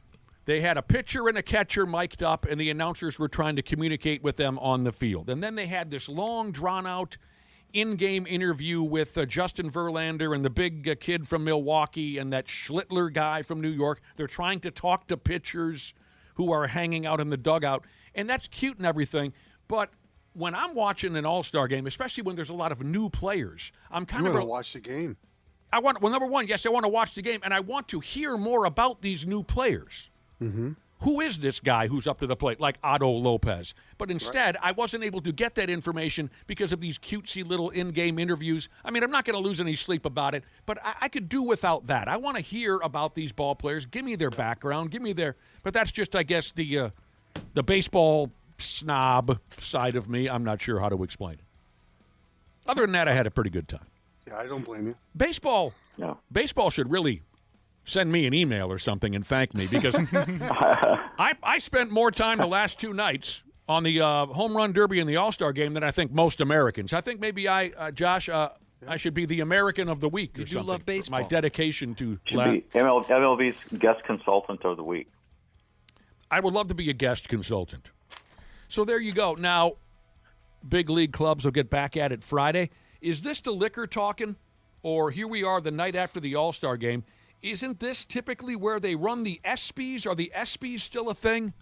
Good question. Yeah, you're right. This is typically the day. Yeah, typically they are. Did the ESPYs go away? I haven't heard a thing about it. It'd be okay if they did, I guess. Yeah. Let's look that up. Oh, no, they're happening I'm tonight. looking it up right now, too. It is tonight. You're right. Who's hosting that son of a gun? Yeah. Ceremony is hosted by SNL comedian Marcelo Hernandez, whoever that is. I'm not sure. I haven't watched it in a while. I'm not I sure. haven't Dana, either. you watch, don't you? Yeah, he's funny. I'm not sure who Marcelo, what'd you say? Hernandez. I'm not sure who he is. Very good with impressions. But there you go. Okay, the ESPYs. I've got no reason not to give it a shot. I loved it back in the day when it first cut loose. When Norm Macdonald hosted, that was amazing. I don't know if I remember that one. That was a one and done for him. He made some jokes that ESPN and ABC were not too pleased about. Oh, yeah? OJ related? Yeah, everything related. He did love to go after OJ. Yeah. Got him canned. On SNL, yeah, especially. Tell me more about that. If you can look up more of what Norm Macdonald said to anger people at the ESPYs years ago, I'd love to hear, because I don't recall that at all. Yeah, I'm looking it up. I can't remember the specifics, but every time I see it pop up on social media, it's absolutely hilarious. You know, he was such a brilliant guy. But I have to admit that the one time we had Norm Macdonald in studio, I didn't understand a word that came out of his mouth. Really? Do you remember that being just really bizarre, Josh? Yeah, I think he was exhausted, and I know he doesn't like doing those types of things. I didn't understand any of what he was trying to put across to us in a half hour of a conversation with the man. I don't know what was happening. I just remember one of the jokes. Charles Woodson won the Heisman Trophy that year in college football, and he was in the audience. He goes, "Hey, congratulations, Charles Woodson won the Heisman Trophy. That's something that's an unbelievable accomplishment that nobody can ever take away from you, unless you kill your wife and a waiter." Yeah, he went after him, didn't he? Dude, come on. He loved going after OJ. Oh, yeah. That's all he did for years. And Saturday Night Live didn't like that, right? Because, well, specifically the dude who runs Saturday Night Live, what's his name again? Lorne Michaels. Was tight with some executive who was tight with OJ. So there was like this boys club. Yeah. The guy who ran NBC at the time was huge, big friends with OJ. Yes. So they eventually canned him because he was the Weekend Update host. You know, he would do the news, you know, and he would just nonstop make OJ jokes, and they finally canned his ass over it. Well, and it got worse because they told him he couldn't do it. And he said, And he kept doing it more. Yeah, you tell Norm Macdonald not to do something. That's like telling a kid not to, you know, take cookies out of the cupboard. Yeah, it inspired him to do it more. Here's fraud prevention Jesus texting in saying, "Who you kidding? If Major League Baseball sent me an email, I wouldn't be able to find it anyway." Yeah, you're probably right about that. Yeah, maybe they did send you an email. They may have possibly emailed me, and I'm just not aware of it. Wow, that's great. Great memories of Norm Macdonald. I loved the way he would go after O.J. Simpson. And you're right, there was like this millionaires boys club who were in charge of Saturday Night Live and NBC, and they just thought that was so disrespectful. They actually believed that O.J. was innocent in one way or another, which blows my effing mind. And McDonald was not afraid. No. Maybe he was full of beer or dope or something. No, he was notoriously sober. Well, because he was one weird sumbitch when he was in studio. I love that guy. I think maybe he just made a point to confuse us because I couldn't follow it. Yeah, it could have been a bit. He liked to Could have play been his a own bit. bits. He had one of his buddies listening and said, "Look, I'm going to torture these guys with nonsense." It's very possible. Yeah, I could see that That's happening. been done to us before. All right, so I was curious about the ESPYs. There you go. I'll see what happens tonight. It's one of my fondest memories. I know this is going to be odd, but one of my fondest memories of the ESPYs, I think I have this right, where Justin Timberlake was the host, and he sang a song while Greg Oden played the piano. It sounds beautiful. And some of you are probably saying, who's Greg Oden? He was the top pick from college basketball in what year would you say, guys? Like 99 or something? No, I mean, 2000s. I can't remember. But there was big old Greg Oden up there, and then his career went nowhere. Not Timberlake, but Oden's career went nowhere. His knees gave out on him. His feet didn't work. People texted in saying, "Dirty Work is one of the most underrated comedies of all time." I completely agree. That movie's absolutely hilarious. Top to bottom, one of my all-time favorites. Anytime it comes on my television, I will watch Dirty Work. I wonder why that wasn't a bigger hit. That movie was so funny. Good question. Good question. All right, so as I mentioned yesterday, with it being a little bit of a lull in the sports schedule this time of year, a lot of websites are coming out with lists. I don't think I'm going to throw anybody with this one.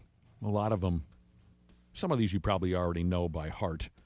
But there was a recent report on some of the weirdest pregame rituals for big-time athletes.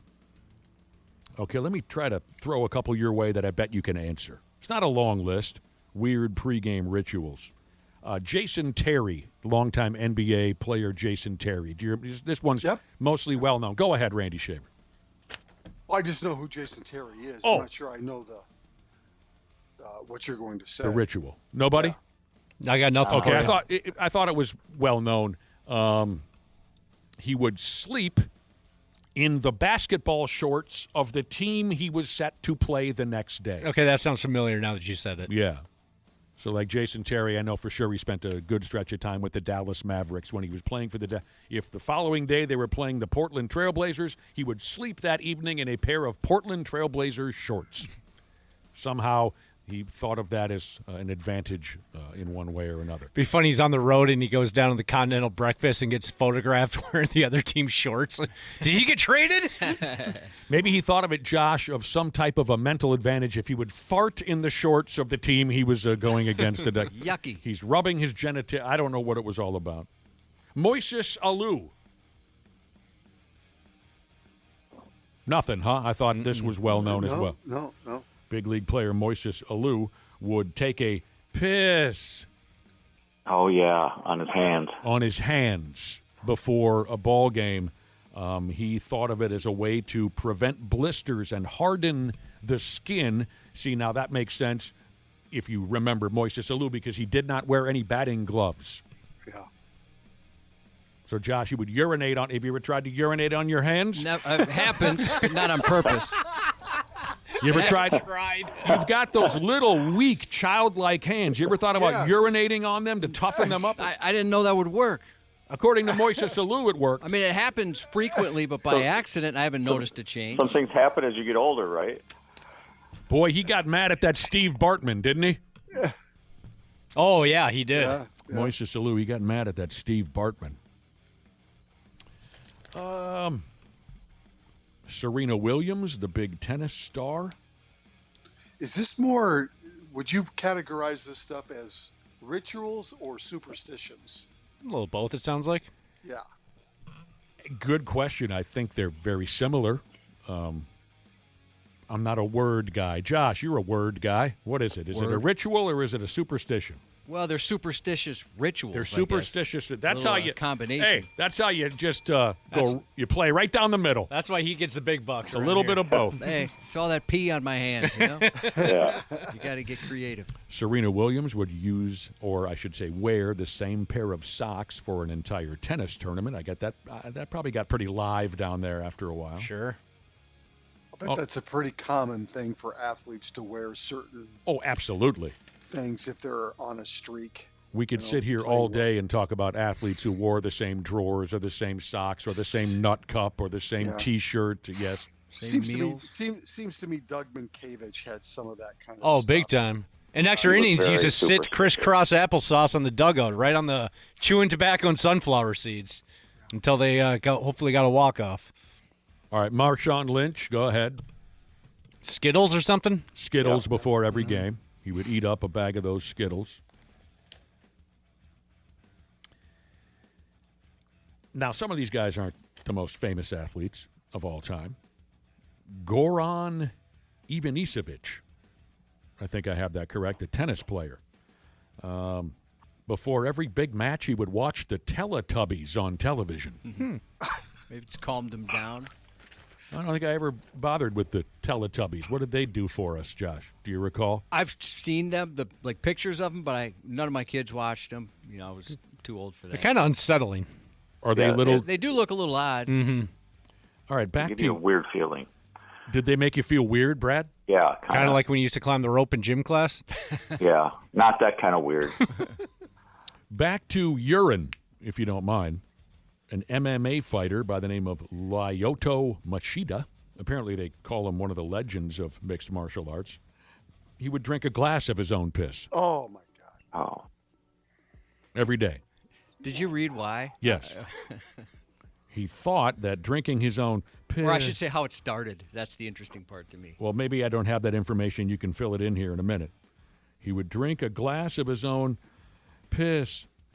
He believed that it would help flush out toxins and help his immune system. Oh, here, maybe I have it here, Josh. He says this was a family tradition. His dad also drank piss daily. It's a weird family tradition. Yeah. Son, have you had your morning piss? Well, what do you mean? That's just gross. Oh, drinking my morning. Not yet. Like your morning coffee. Not yet. I'm going to brush my teeth first. Oh. You don't mix those two. It's like orange juice. A glass of morning piss. That's the worst one, I would think. Yes. Yeah, it's got a little bit of everything you did last night in it. Yeah. In some cases, it might get you drunk again. Oh. Boy, you're right. And then there was, I doubt he was the originator of this. Wasn't that long ago, interestingly enough. We talked about one of my favorite all-time NHL players, Joe Nieuwendyk. What an outstanding center he was for some big dude. Won a cup with the Calgary Flames, won a cup with the Stars, Joe Nieuwendyk.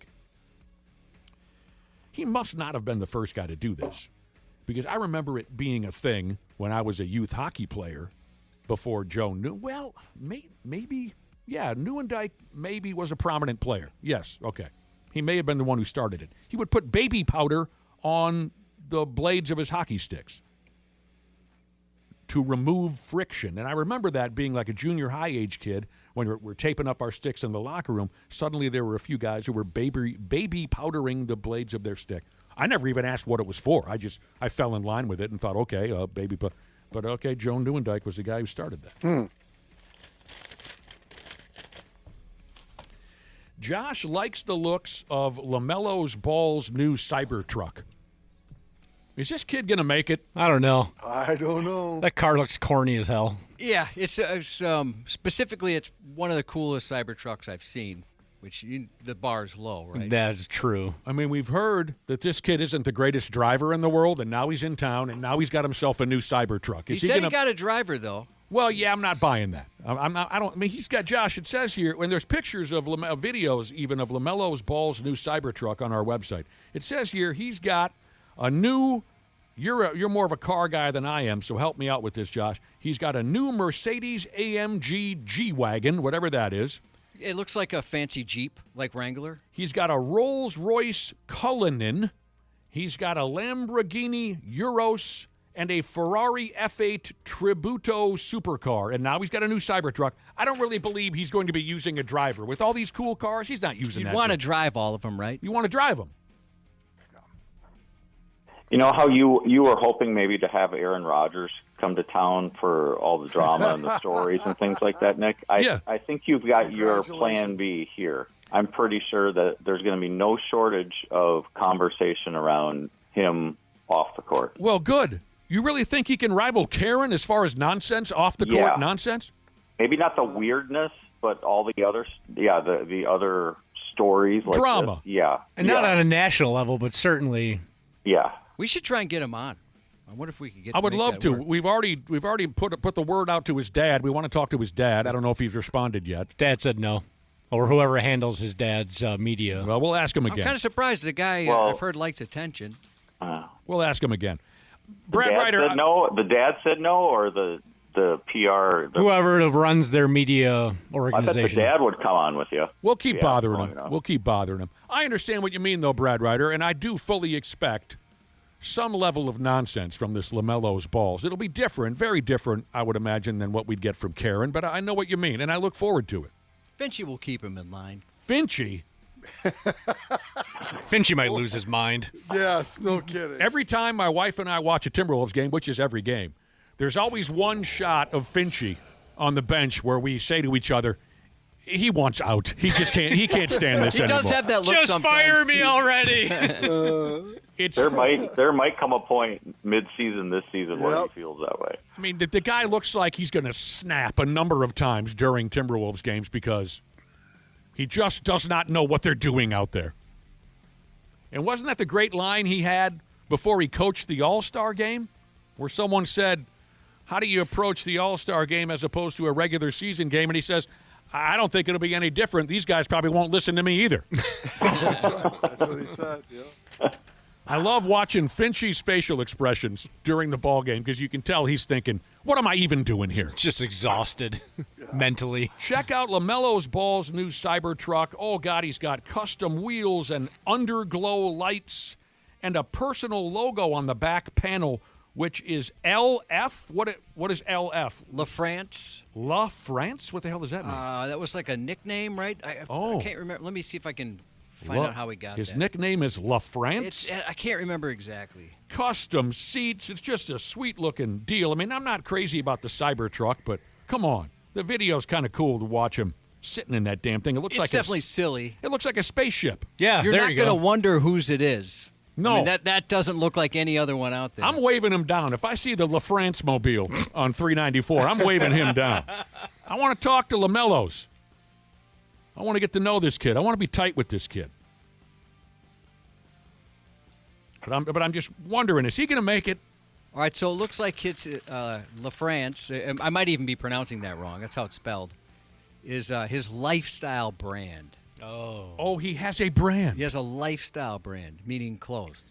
715 Wild Man, Mild Man, Jesus says. Ant and LaMelo, probably why Mike Conley Jr. decided to leave. In all seriousness, I mean, I'm not saying that LeBron would have come here, but that might be a reason he does not. Just doesn't want to babysit those two? Exactly. Yes. Like I told you, the two of them are cruising around town in the bang bus. Man. Yeah, but LeBron did come here with that crew. They might as well just make the reality series right away. Yeah, get the cameras rolling. Yep. Yeah, but the other part of that, though, Brad, is that it is a talented roster. Yeah. There's for sure. No, from that perspective, I think that's why he's still considering them, because he sees a fit. But and it's a perfect fit actually for him in a lot of different ways. But you're right. I mean, it's not. It's got a circus atmosphere potential, which I don't think he really wants to be a part of. So, yeah, this could be the biggest gong show we've seen since the Bang boat. Or it could be incredibly good if everybody stays healthy and plays well, and if they behave. I was about to say that. Fill the power forward spot with somebody that can help them. Yeah, you're right. They've got an opportunity. It could go in a few different directions, and I'm excited about it. Oh, someone emailed me. What do you call the system? It's not an email, Josh. Someone texted me a picture of the Teletubbies. Jesus balls! They're a little unsettling, right? Uh-huh. They look like they're planning on something evil. They got black eyes like a doll's eyes. They've got lifeless eyes, the Teletubbies. All right, NBA guard Tyler Herro now working for the Milwaukee Bucks. He was part of the Greek Freak trade with the Miami Heat a month ago or whatever. Tyler Herro's been talked about lately. What happened was he got socked in the mush by one of his former teammates, Bam Adebayo. I didn't really get into the story. Fair enough. So Bam Adebayo punched Tyler Herro in the mouth. Yep. One NBA reporter didn't seem too surprised by the altercation. A longtime Miami Heat beat reporter by the name of Ira Winderman. Been a long time since I've heard of a guy named Ira. A longtime beat reporter by the name of Ira Winderman. He recently made an appearance on a radio show, and he said, "Doesn't Tyler Herro have the kind of face that makes you want to punch him?" He's not wrong. That's funny. He said he's that kind of guy. He's the instigator in high school who is always doing the little things until it becomes too much. I don't want to say he had it coming, but it sort of was. You know, you play the wise ass, you play that character, that's what's going to happen. That's a funny take on Tyler Herro, because everyone knows that character, right? Mm-hmm. Eventually, someone's going to try and smash that smart mouth character in the face, and it sounds like that's what happened. Tyler Herro's younger brother plays at St. Thomas. Is that right? I remember you telling us that a few months ago. Yeah. All right, how about this? I've got my own ideas. 651-989-9393 if you have an idea. The most punchable faces in sports over the years. Well, right now this is top of mind because he plays today for England, but there's a player named Harry Kane who pretty much universally everybody thinks is the most punchable person in the world. Okay, I don't know Harry Kane. Do they ever say, "Here I am, rock you like a Harry Kane"? I bet somebody has. Yeah, that's good. Now, I would say, speaking of today's players, I would say that there are two current athletes that have maybe the most punchable faces in the history of all sports, current athletes. And that's Baby Nuts, Luka Doncic. Sure. Tell me that face wasn't made to be punched, especially when he's whining and griping and all the dramatics that he comes with. The other one would be FTA, Shai Gilgeous-Alexander. I think those two guys have very, very punchable faces. Is it more just because you don't like SGA, or do you think his face really looks that punchable? Punchable. I also don't like him as a player. I just looked it up. BleacherReport.com has an article on the 50 most punchable faces in sports. Well, tell me if any of my, because I wrote down some other ideas. Tell me if they're in there, Josh. Danny Ainge. Not on the list. Danny Ainge had that whiny look on his face all the time when he played basketball. Yeah. Pete Rose, no offense to the dead, but Pete Rose had a punchable mug his whole life. Not on the list. No. I mean, I think some of the punchable stuff is also their attitude or how they of course carry themselves. Sometimes, but sometimes it's just the face. Well, back in the day, it was Bobby Hurley. Oh, Remember? yes. Bobby Hurley, very punchable face. Yeah. You're correct. I come up with other guys like Mike Keenan, longtime NHL coach Mike Keenan. I know I just lost you because it's hockey. You don't remember Mike. Jim McMahon, Bobby Knight. Yeah, I don't think I'd want to try to punch Bobby Knight, but yeah, I get that. I was never afraid of Bobby Knight. I wasn't soft like you. As long as there are no chairs around. J.J. McCarthy. People are texting in saying J.J. McCarthy. My God, That's, you know what? Especially his intense face. And but that's again, as much about the attitude as it is the face. Exactly. Yeah, it's a little of both, Randy. You're right. Sometimes it's the attitude, but sometimes it's just the face. And I think it's your attitude towards them that is spurring on the idea of the punchable face, yes. too. But sometimes, Randy, let's not let go. Sometimes it's just the Vince McMahon. Definitely. Who's on the list, Josh, that you saw over there? Go ahead, Randy or Josh, whoever's got one. I was going to say Knobloch or Brzezinski. And people are texting those in. Yeah, Brzezinski's coming in like crazy. AJ Brzezinski. Again, though, that's about the attitude, more than it's a punchable face. But him and J.J. McCarthy both kind of have that look like they're like the snobby kid in the movie that picks on the little nerds and stuff. Smug bully. Jay Cutler. Oh, dude, yes. Unless you're saying Jay Cutler, or unless you're saying you don't care about the subject. What are you saying, Brad Ryder? No, yeah. Jay Cutler, absolutely. Grayson Allen. Oh, my goodness. Patrick Mahomes, that's a big one via text here. Wonderful. Brad Marchand, Eli Manning. I love this. This is great. Texts are flying in. What else, Josh, did you see in front of you? So this was from 2018. Oh. So for some perspective there. But Tim Lincecum makes the list. What? Oh, that guy looks like an innocent little nerd. Why you want to punch a little stoner? Tim Lincecum? I've got one for you. How about Gary Bettman? Oh, yeah. Oh, he's on the list. Let's get him right in the jaw. Yeah. Bruce Boudreau is on the list. Oh, Bobby Boudreau? No. Really? Well, I guess it's a big target. If you want to punch Bruce Boudreau in the face, you don't have to be too accurate. That dude had a dinner plate for a face. Now, here's a guy we used to know on the Bleacher Report list. Chris Kluwe, they say, has a punchable face. A.J. Brzezinski was mentioned. Some of these are so good. I mean, some of these go way back. I like the ones that go way back, and this is perfect. I still, when I see this guy, get sick to my stomach. John Starks from the New York Knicks. Yeah. Oh, he had that stupid look on his face every single day. And that little mustache he used to wear around. I used to want to punch that mustache right off of his face. Bleacher Report also says every Notre Dame athlete. Mike Shanahan. Oh, man. Why can't I picture Mike Shanahan? Who's that? The old coach. Broncos coach. Oh, from way back? Yeah. Tim Tebow. Yeah. I can see What that. do you? Wow, I'm surprised this is on. Maybe I don't know. Cousins. Kevin Garnett is on this list. I don't really agree with that. No, I don't agree with that. I think KG's got a beautiful, gorgeous. Maybe people outside of Minnesota think. Yeah. Johnny Damon. Sean Payton. Oh, I love Johnny Damon. Tiger Woods on this list. Johnny Manziel. Travis Johnny Kelce. Manziel. Johnny Oh, that's Manziel. a good one. That's wonderful. Really good. These are great. Don Cherry. I thought people loved Don Cherry. It's a love-or-hate thing with Don Cherry. Jim Harbaugh's a good one. Oh, damn, Jim Harbaugh. He needs a punch in the mouth so bad. They throw announcers in here like Skip Bayless and Chris Collinsworth. Absolutely. yes. I mean, just somebody sock Harbaugh in the jaw while he's standing on that friggin' sideline. Someone just do it once. Headphones go flying. Oh, man. I want to see those big old Bo Schembechler glasses just shatter. Isn't that who he's kind of mimicking with those glasses, Bo Schembechler? I think so, yeah.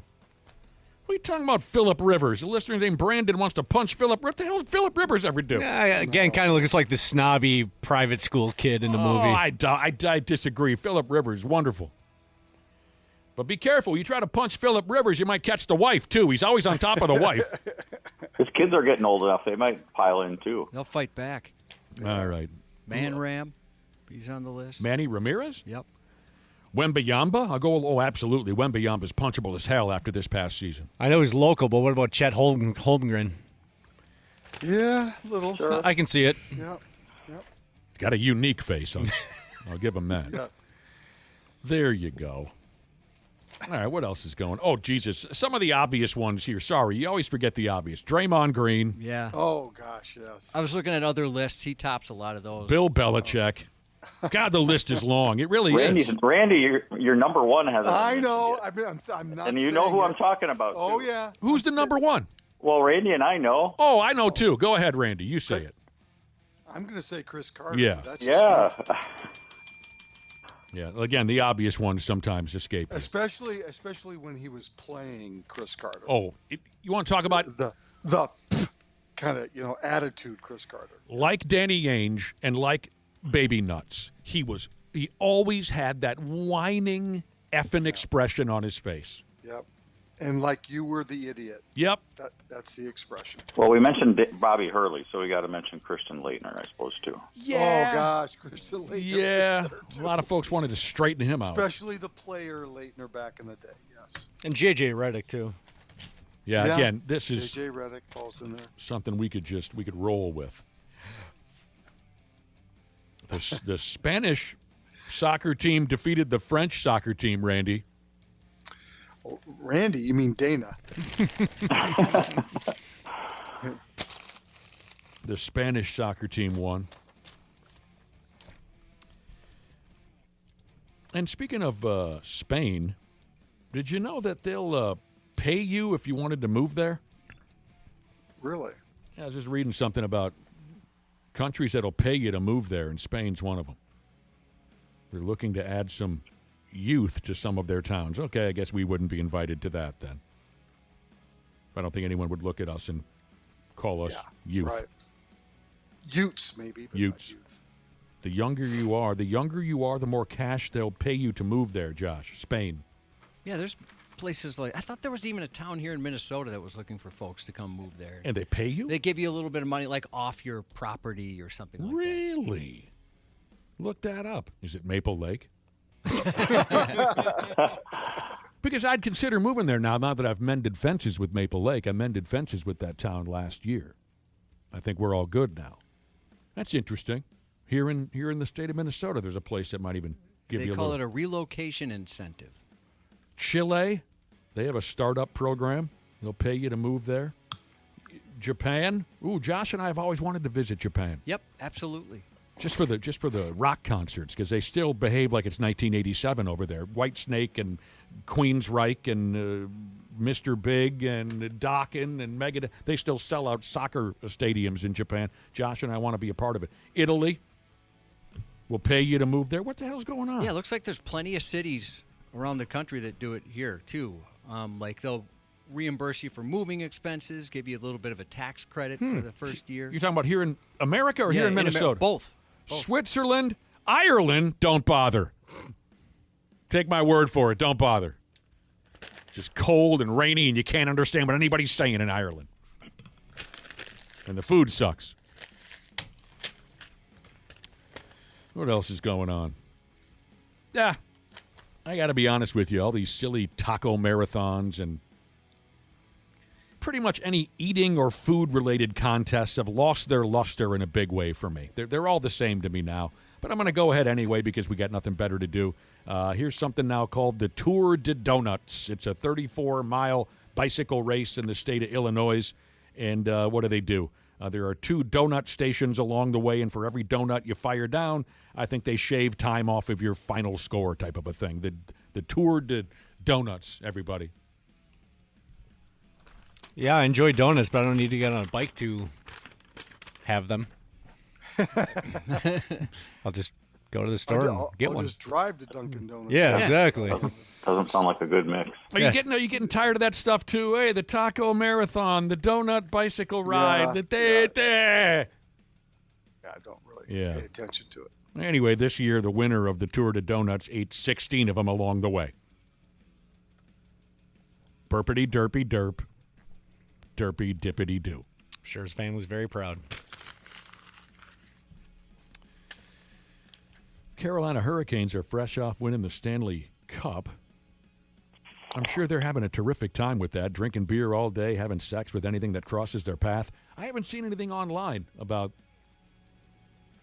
they must be behaving themselves overall, because usually the Cup winner, some gathering of journalists follows the Cup winners around town for a few months to see how poorly they're behaving. I haven't read anything about the Hurricanes. I wonder if the 21-year-old Eden Prairie kid has had the Cup come to town already this summer. You're talking about, I don't know who you're talking about. Yeah, I'm sorry, I don't. Would it be Blake? Blake, yeah. Okay. Jason, Jackson. Something like Jason's that. son, yeah. Jason's son, Jackson Blake. Oh, I don't know. If the Cup's already come to town or not. Maybe there's someone out there that knows the kid. Has the Cup come to town yet? We're asking our listening audience. I'm not sure what to make of this dude. Hurricanes forward Logan Stankoven. He was part of that Cup-winning club. Says here the dude is due to make $6 million next season, but yet he's selling hockey sticks on Facebook Marketplace for $175 a pop. Why is he doing that? I mean, what do some folks say, Josh? That's how the rich stay rich, because they act broke? Yeah. They try to make and a bucket. lot of times, they don't have to pay for anything, it seems like. Yeah. People want to take care of them. So some people are wondering what's going on with this kid. He's got all the money in the world, but he's selling Maybe he just likes being on Facebook Marketplace. Yeah, I was. How old is It's he? a hobby. They've got a lot of time on their hands right now. It's a he's hobby. probably no more than a 24, 5, 6-year-old kid. He just loves Facebook Marketplace. For sure. He's 23. 23. Facebook Marketplace is awesome. I love going on What have there. you found there? What have you bought on Facebook Marketplace? Anybody Ashley can I start. bought a pool once. You bought a pool? Yep. You mean like a kiddie pool? No, like a kind of like in between, like one of those above-ground above-ground ones. Oh, yeah? And a kiddie pool. Yeah, somewhere in between there. The but above-ground pool. I have a lot of things that I've sent to my husband and been like, hey, see if you can get this, but it Did you never get him? works out. Did you get him one of those sleeves? For a shirt? No. Oh, I don't know. I'm just not thinking on there. No. Thought maybe you bought him a sleeve. I don't think you're supposed to get used ones of those. No, I don't think so. All right. I look at a lot of vintage stuff on there. That's kind of fun. So this Stankoven kid, anyone else buy anything good on Facebook Market? I've never been there. Never saw it. I haven't done that. Nothing really interesting. My brother Jeff is like a pro at this Facebook Marketplace stuff. He scours it, goes through it all, and he's put together a whole entire playground in his backyard, like a real deal, wood, huge slides for his kids, all because of Facebook Marketplace for probably $30. He gets stuff for free all the time. People just want someone to come get their crap out of their yard. Yeah, I know there's somebody who buys things for cheap or gets things for free and then flips them. Yeah, smart. Classic Country Jesus just texted in to say he bought a 3-wheeler on Facebook Marketplace. We'll see you in the emergency room. I didn't think you could buy those anymore, even used.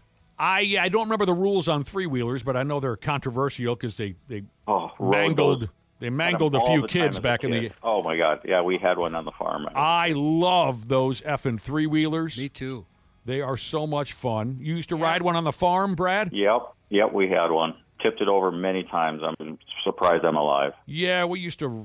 Those are pretty easy to tip. We were pretty reckless on those damn things, but we loved it. And I love seeing the old school three-wheelers. Now and again, I'll see them at Brainerd at the racetrack and the campground. Congratulations to you, Classic Country Jesus.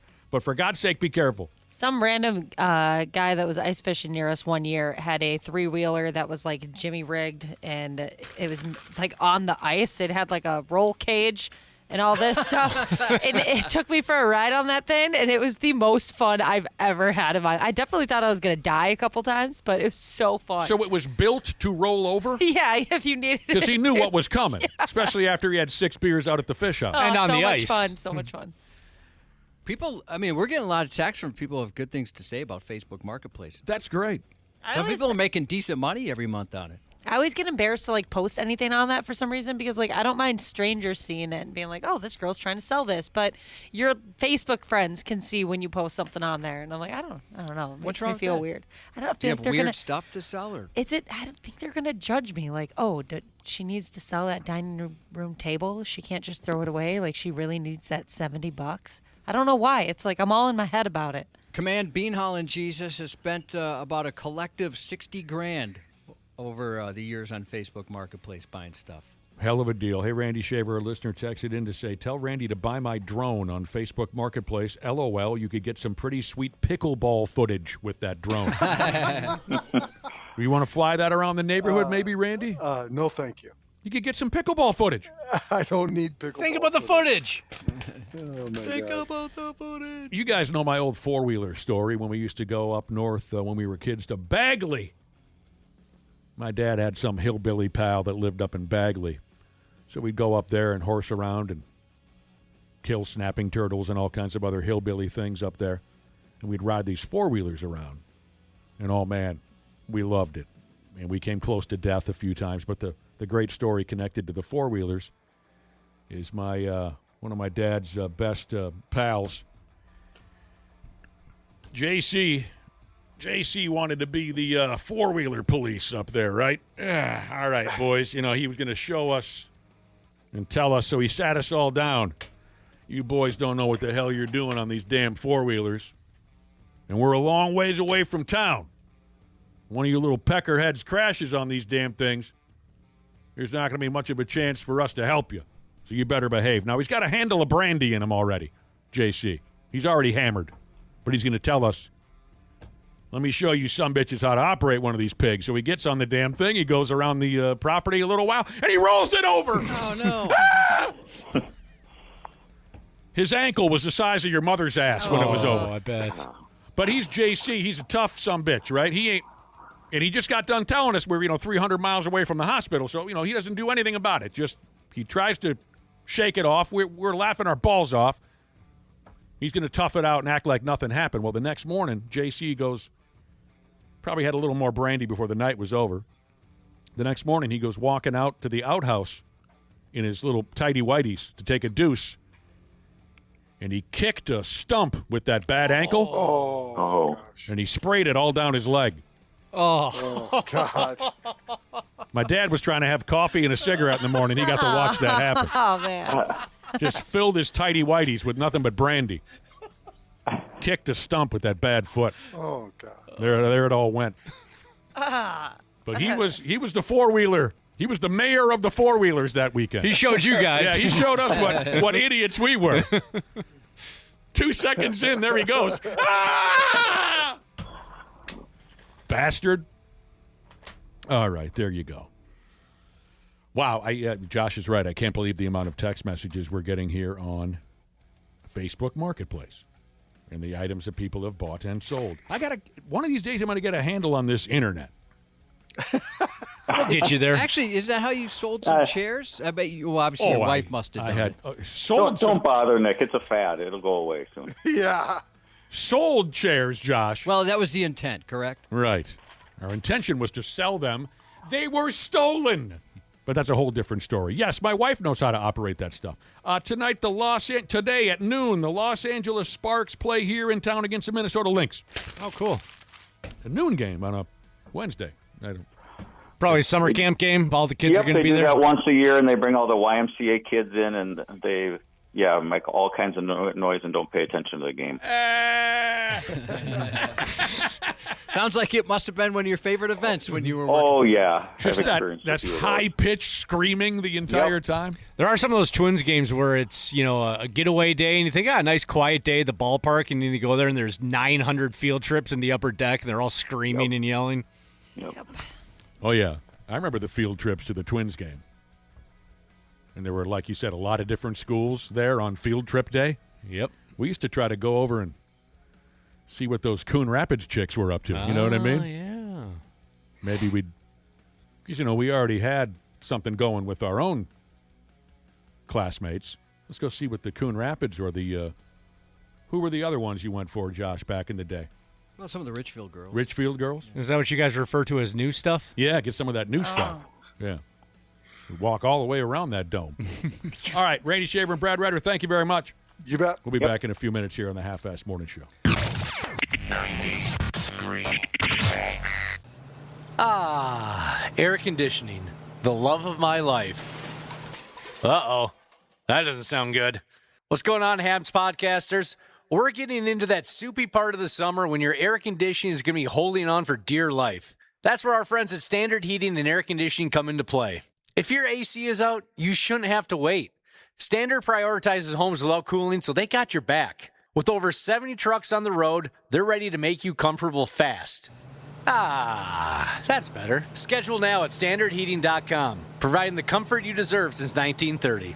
Years of hard work, and now you've got pain in your back, your shoulders, your knees, maybe your joints. You need help. Randy Shaver here with the answer. Dave Bialke. He's got over 30 years experience in getting workers' compensation benefits for people just like you. Don't suffer. Call Bialke Law today, 763-571-2410, or go to bialkelaw.com. That's BIALKE law.com. And it spells relief for you. Hey, I'm Chris Van Vliet. Go behind the scenes and beyond the headlines with the biggest names in pro wrestling and beyond. Jeff Jarrett, great to see you. In this business, the story behind the scenes, so much more entertaining than what you see on camera. Ladies and gentlemen, my name is Paul Heyman. Mr. Heyman, you are a master at the little things. That's how you turn good into great. What does it take to achieve greatness? Whatever it takes, I'm willing to do. That's an Emmy-winning performance. How about it? Insight with Chris Van Vliet. Follow and listen on your favorite platform. Half-Assed Morning Show.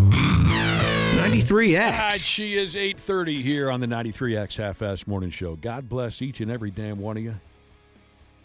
This has been really fun for me. Is everyone okay? Sorry. Did you knock your face into your microphone? No, my hand went a little nuts there. All right, again with the hand sanitizer. No, I don't have any. That was just... I thought you were rubbing your hands with hand. No, I went to move my hand and I hit the microphone. Okay, that's all right. I'm embarrassed and ashamed. It sounded like your face. No. This has been really fun for me. Out of nowheres, we got to jaw-jacking about Facebook Marketplace. Now, personally, never saw it. I think you'd like it on there. But damn, lots and lots of you have texted in. A lot of you just hang out there on Facebook Marketplace. Buying, selling, this, that. Here are some text messages. People say, Josh, it's just, because you've been there, right? No. Oh, I people say. used Craigslist a couple times back in the day. Oh, man, I love Craigslist. I'm on Craigslist, baby. Like I shopped for a car once on Craigslist and gave away a few things on Craigslist. Big hit by Weird Al Yankovic back in the day. Genius. Craigslist, yeah. Not as good as eBay, but okay. still good. Similar, you've been on Craigslist. This is similar. Facebook Marketplace. Do you guys want an oak dining room table with 4 chairs I for do only not. $50? Nope. Pick up in Minneapolis. Nope. I do need a dining room table. You need a grandfather There you clock. go, yeah. I want one, and I was going to buy one, and then something changed. I'll find you one on here. Here's a guy, just when you thought he couldn't become more dangerous, now he wants to buy a grandfather clock. I got to hold off a little bit. People are telling me this is, Facebook Marketplace is, they're calling it one giant garage sale. Here are some of the texts that have come in on Facebook Marketplace. A lot of talk about cars, buying and selling cars. One of our listeners says, I'll buy a car off Facebook Marketplace, and then I'll buy up the parts to fix them. Oh, that's and then cool. I sell the car. Oh, Yeah, I'm going to be needing a new ride here, and maybe I'll look on Facebook Marketplace. I've read good and bad about selling a motor vehicle so far. I've read good and bad from our listening audience on selling a motor vehicle on Facebook Marketplace. One individual says selling old cars on Facebook is a pain in the ass. There are too many idiots. I'll bet. Another says, I sold my daughter's car cheap on Facebook Marketplace, and the guy never transferred the title, and now I have to go to court. Oh, no. I had a friend that happened with a cell phone. There was like some major crime was committed. I can't remember. I'll have to ask him the details. God, but I'd be so pissed. It was like a month worth of going back and forth in court. Here's an interesting text on Facebook Marketplace. See if you can follow this one. My buddy got fired from his job a couple weeks ago. And yesterday, he went on Facebook Marketplace looking to sell a pair of headphones. And everyone made fun of him and called him a loser. What? That's not very nice. He just lost his job. That probably didn't happen unless it was he weird about it? That's a cold-blooded outcome there. Everyone made fun of him and called him a loser. You're broke and don't have a job. Okay, it's not all roses. Yeah, that's on Facebook Market. I always, I was worried of getting murdered or something like that, or ripped off in some sort of scam. This is in your old Craigslist days? Yeah, so I still have that feeling about Facebook Marketplace. Maybe it's different. Someone will abduct you and molest you and kill you? Something like that, or like some sort of financial scam where they're way smarter than I am, and all of a sudden, the couple of bucks in my checking account is gone. You're just looking to sell an old acoustic guitar, and now you're chained to some fella's basement? Yeah. Yeah. Well, the nice thing about Facebook Marketplace is you can verify that they're an actual human and who they are, who they say they are. Unlike, I've told this story back in the day when I would go and swap WWE VHS tapes with strangers at Burger King that I met on AOL message boards. Yeah. You should have been kidnapped. I know. I should have been in the trunk. We ended up creating an on-air character. That's right. The day you first told us about your Burger King WWE pay-per-view swaps meetups. Yeah, we got a picture of him around we here got a picture of him around here somewhere. That sumbitch. I think you can. I mean, a lot of cop shops let you go to their parking lot to do exchanges to make sure you're safe. Hogbauer Automotive, I know they allow people to do that in their parking lot. Are they not sponsoring today's show? Today and every day. Hogbauer Automotive. Or you can use like those Amazon lockers too. Those like lockers that they have at different locations. Interesting. So that's safe. But with Facebook, really? I thought you could use them for like any kind of exchange. Maybe they're not. Maybe they're not Amazon lockers. They're just like lockers in general that are like that. But when, what am I trying to say? My favorite thing about Facebook Marketplace is it's like a running bit online. How women will always send like their husbands to go and pick up what they want on Facebook Marketplace, sure. and then on the flip side, the person selling it, she'll make her husband go out because she doesn't want to be the one that has to meet a creepy guy. So then it ends up being like two dudes when it was supposed to be two chicks, and they're like, yeah, your wife sent you? Same here. Dana, you know why you weren't kidnapped according to Eric? Why is that? You just don't have that it factor. You don't have it. Aww. You're not kidnappable. No, we'll try another one. Are you the kid who's selling this year's Survivor Series? That voice kills me every time. You saw who won Survivor Series, didn't you? Were you rooting for the Hitman? Did you hear about Chris Benoit?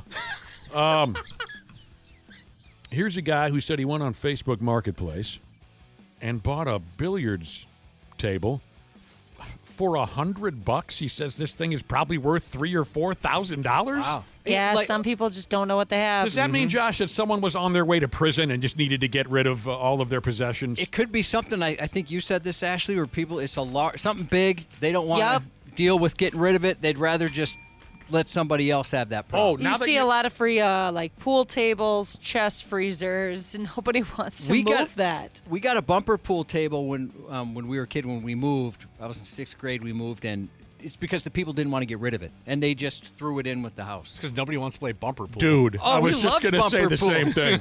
I thought it was great. Oh, really? Yeah. Whenever I walked into a house with a bumper pool table, my first question was always, why? Yeah. But we never, we didn't have anything. I never thought that seemed like a rich man's game. I always thought bumper pool was so dumb. That's what we had. I thought it was great. Where was I going with this? What were you saying? You said something, and I was going to go in a certain direction. About people just wanting to get rid of it. Oh, right. Now that Too you much said of a that. pain to get rid of. Now that you've said that out loud, that makes perfect sense. Absolute perfect sense. You don't care if you make a dime. Just get this effing thing away from me. I totally get it. I am in that situation right now. People are saying, like Speed Bump Jesus and a few others are saying, there's a lot of great free stuff on there. I'd imagine it's just for that reason. Oh, free stuff. I didn't know they had free stuff. The Craigslist thing, I just gave away some stuff. I just saw a free vacuum. I didn't know they had free stuff out there. Okay, that's interesting. Yeah, our neighborhood has what's called on Facebook a buy nothing group, where if you have something that you just have no use for anymore, you can put it on there, and then people can put in a claim for it. All right, then. Now, Jesushausen has texted in to say that he is his wife's Facebook Marketplace bitch. She must send him over there to buy and sell things. I hope he shows up to buy something from his wife, and he's in full Danhausen makeup to some complete stranger. And curses them if he doesn't get the price he wants. Here you go. Here's a listener who says, when my old man died, I gave away his pool table for free because I didn't want to deal with it. Now, our listeners texted in to say, if you want a good laugh, search for mirrors on Facebook Marketplace, and you'll see all the weird poses people make to stay out of the picture. Oh, yeah. I've almost made that mistake before. Sometimes they might even catch a naked lady in the background. Seen from what photos. I understand. No, yeah, I've seen photos like that. Who knows? It's probably on purpose, right? Or some guy's in his underwear accidentally takes a picture. You want to sell me a full-length mirror? If it includes a picture of you topless, it might encourage me to. Is this true? A listener says you can buy used or slightly used panties on Facebook Marketplace. Does that happen, Josh? I've never came across that. It usually, eventually, it'll tailor to what you like. So panties? Yeah, so it's not something I often look up. Right, yeah. Actually, I just clicked on my Facebook Marketplace. There's nothing but Nintendo, Lego stuff, WWF magazines from back in the day, things like that. Yeah, mine's all vintage stuff that I would have to redo myself because I thought that I was going to be one of those people. Unbelievable how many texts we're getting on this. So many of you are involved. I think maybe last year my wife educated me on it. I thought when she was saying something like, with Facebook, you're just posting it to your pals. Like, hey, does anybody want this? Anybody want to buy it? I didn't realize it was a Craigslist, essentially. Oh, yeah. You make the announcement. Everybody. Anybody who's there can see what you're selling. It's not just... Dude, free chicken coop. Just listed in St. Paul. Well, all right, let's go. Yeah, check it out. Are you wanting one? No, I wish. I would love that. No, my dog would murder them. He's already killed 3. So. A free chicken coop. Well, now we're talking. Whoa, somebody just texted in they got some construction equipment. Former baggage handling Jesus. Are you in need of some construction equipment? Not in need, but it'd be kind of cool. How about this question? And I'm going to jump in right away and say yes. The question is, anybody want to buy my Nick Van Exel authentic Lakers jersey on what do we call it? We've been talking about it for 10 minutes now. Facebook Marketplace? Yes, I do want to buy your Nick Van Exel Lakers jersey. Free sod? You can get sod on Facebook? Yep. Sod. Dude, that's telling you, Facebook and Marketplace. A chicken coop? I know a lot of people, Josh, that have Facebook just for Facebook Marketplace. You could be one of those people. I've got myself a backyard now, Josh. I've got some sod and a chicken coop. Yeah, heck yeah, you do. There's Let's people see, are what saying else they do you get need? free hot tubs, indoor saunas, just stuff people want to get rid of. A gazebo would look good in your backyard with your chicken coop and your sod. And maybe most importantly, what a few people are telling me via the text machine is that they've gained something that money can't buy on Facebook Marketplace. They've made some friends. Oh, I made friends with a guy on Craigslist once. Stop. Yeah? Dana. Was he the guy who wanted to watch the Survivor Series? There was a guy, I made a joke to my ex-wife. I said, I'm going to go buy the Super Nintendo games from this guy on Craigslist. If I'm not back in a half hour, just assume I'm dead. And I go to the guy's house, and usually, they just meet you at the front door, hands you the games. He goes, yeah, they're upstairs. Come on up. Oh, that would freak me out. So I go upstairs, and we go into his game room, and it looked like I designed the thing. It was beautiful.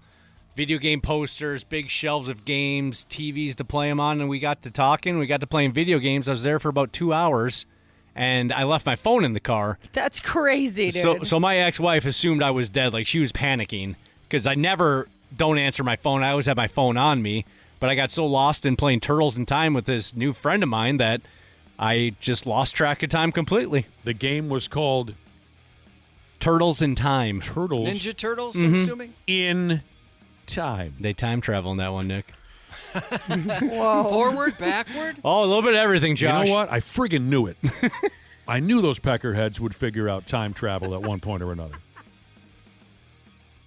Oh, somebody mentioned, when did this show turn into Tradio? Yeah, I've listened to a couple of those before. Diapers, Josh. They'll sell you diapers on Facebook Marketplace. Oh, that stuff's expensive. Tradio? Tradio. What is that? Like sometimes small towns will have like, oh, yeah. Jeff over there, he's got a new shovel. Yeah. He doesn't need it anymore. Already buried the wife, so right. if you want to What? they'll They trade it for do? a car stereo. Yeah. I didn't know that. That's awesome. It's a learning experience for me. I want to tune into one of those.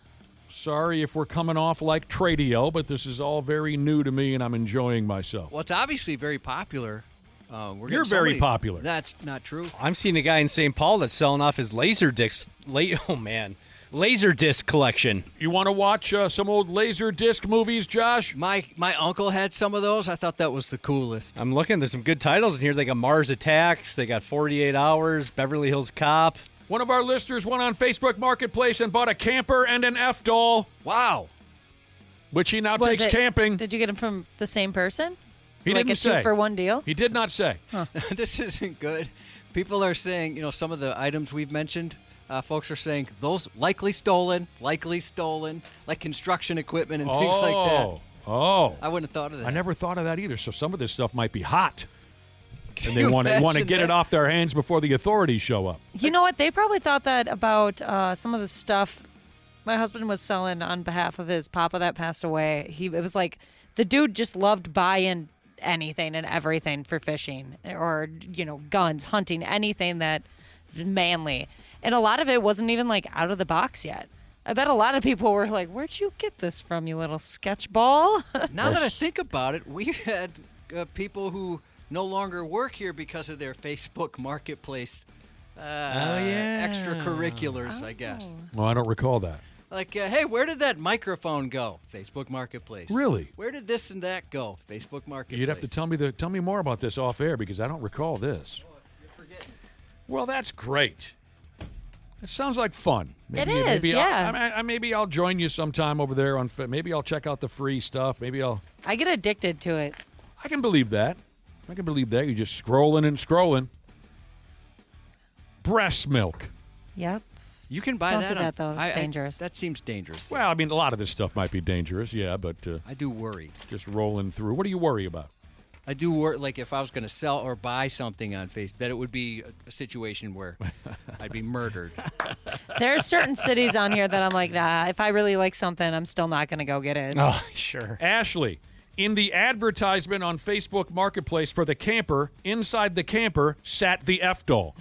So No when the way. guy bought the camper, the F-doll came with it. That's her house. It makes sense. Sitting in the driver's She seat. lives there. And People are texting in some screenshots of various items being sold where they're using AI to put bikini models around, like vehicles and hot tubs Yes, and stuff I've like that. seen that. I'm going to have to stop by. I'll see you there. I've got myself a copy of King of the Ring from 1997. Dana, if you want to meet me over at BK, I'll hook you up with We can the swap. I'll bring you Royal Rumble 1994. VHS. We'll take a break and come back in a couple of minutes. Yeah. Buying and selling. That's what our listeners do with their free time, buying and selling things on Facebook Marketplace. Very interesting conversation. Very interesting to me. Now, before we go, something else we covered earlier, something that I also found interesting, something called a psychosexual evaluation. We had a story in the Stupid News about some wacko who was running around town in broad daylight, wasn't he, Josh? And he was using a vacuum cleaner hose on his pecker. Everyone in the neighborhood was supposed to watch this, right? He's a 51-year-old man. That's what he did. Broad daylight, noon. It was right around noon, high noon. He's out in the...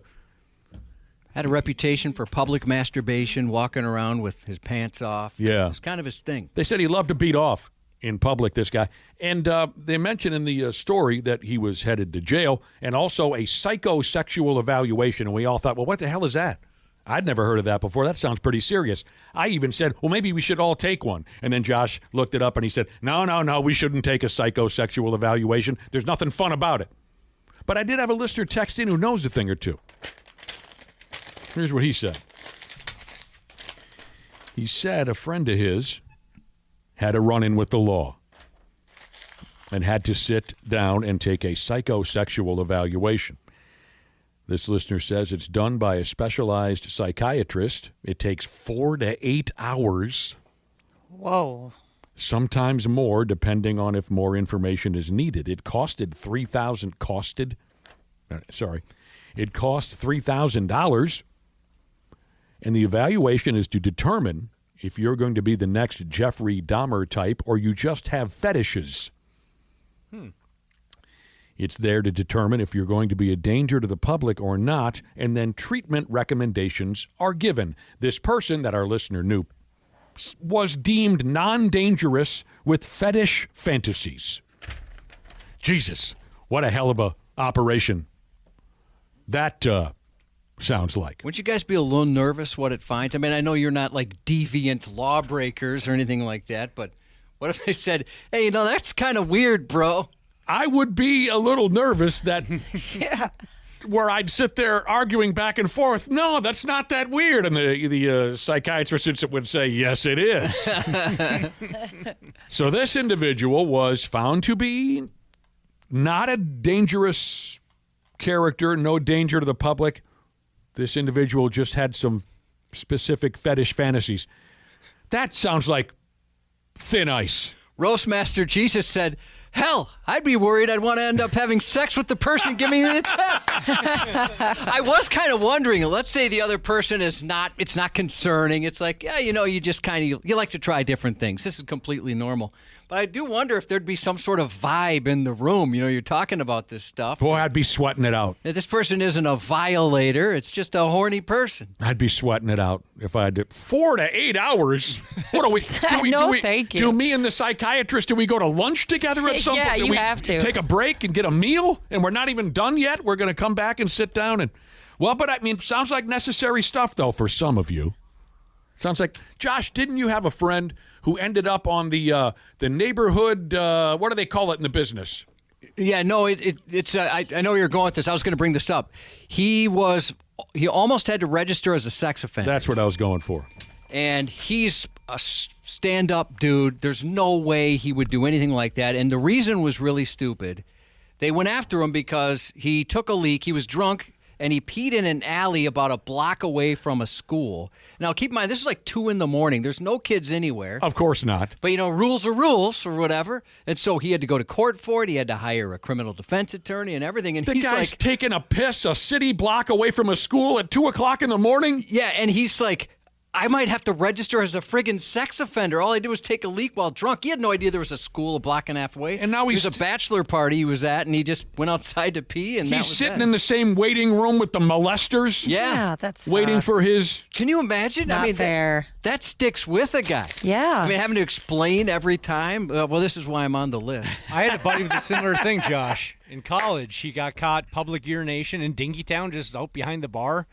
Got a public urination ticket, and they said, okay, we're going to put you on probation. You don't do this for a year, you'll be fine.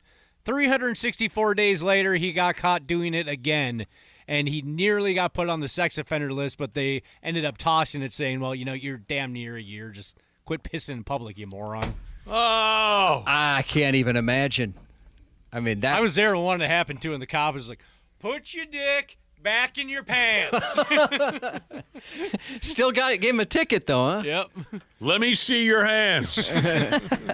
I told you guys not too long ago, my son had a football tournament, and the ref went in the middle of the parking lot in the middle of the day and just went for it. Just went for it? Yeah, I mean, there were porta potties. It wasn't, and he was probably 20 feet away from 4 porta potties.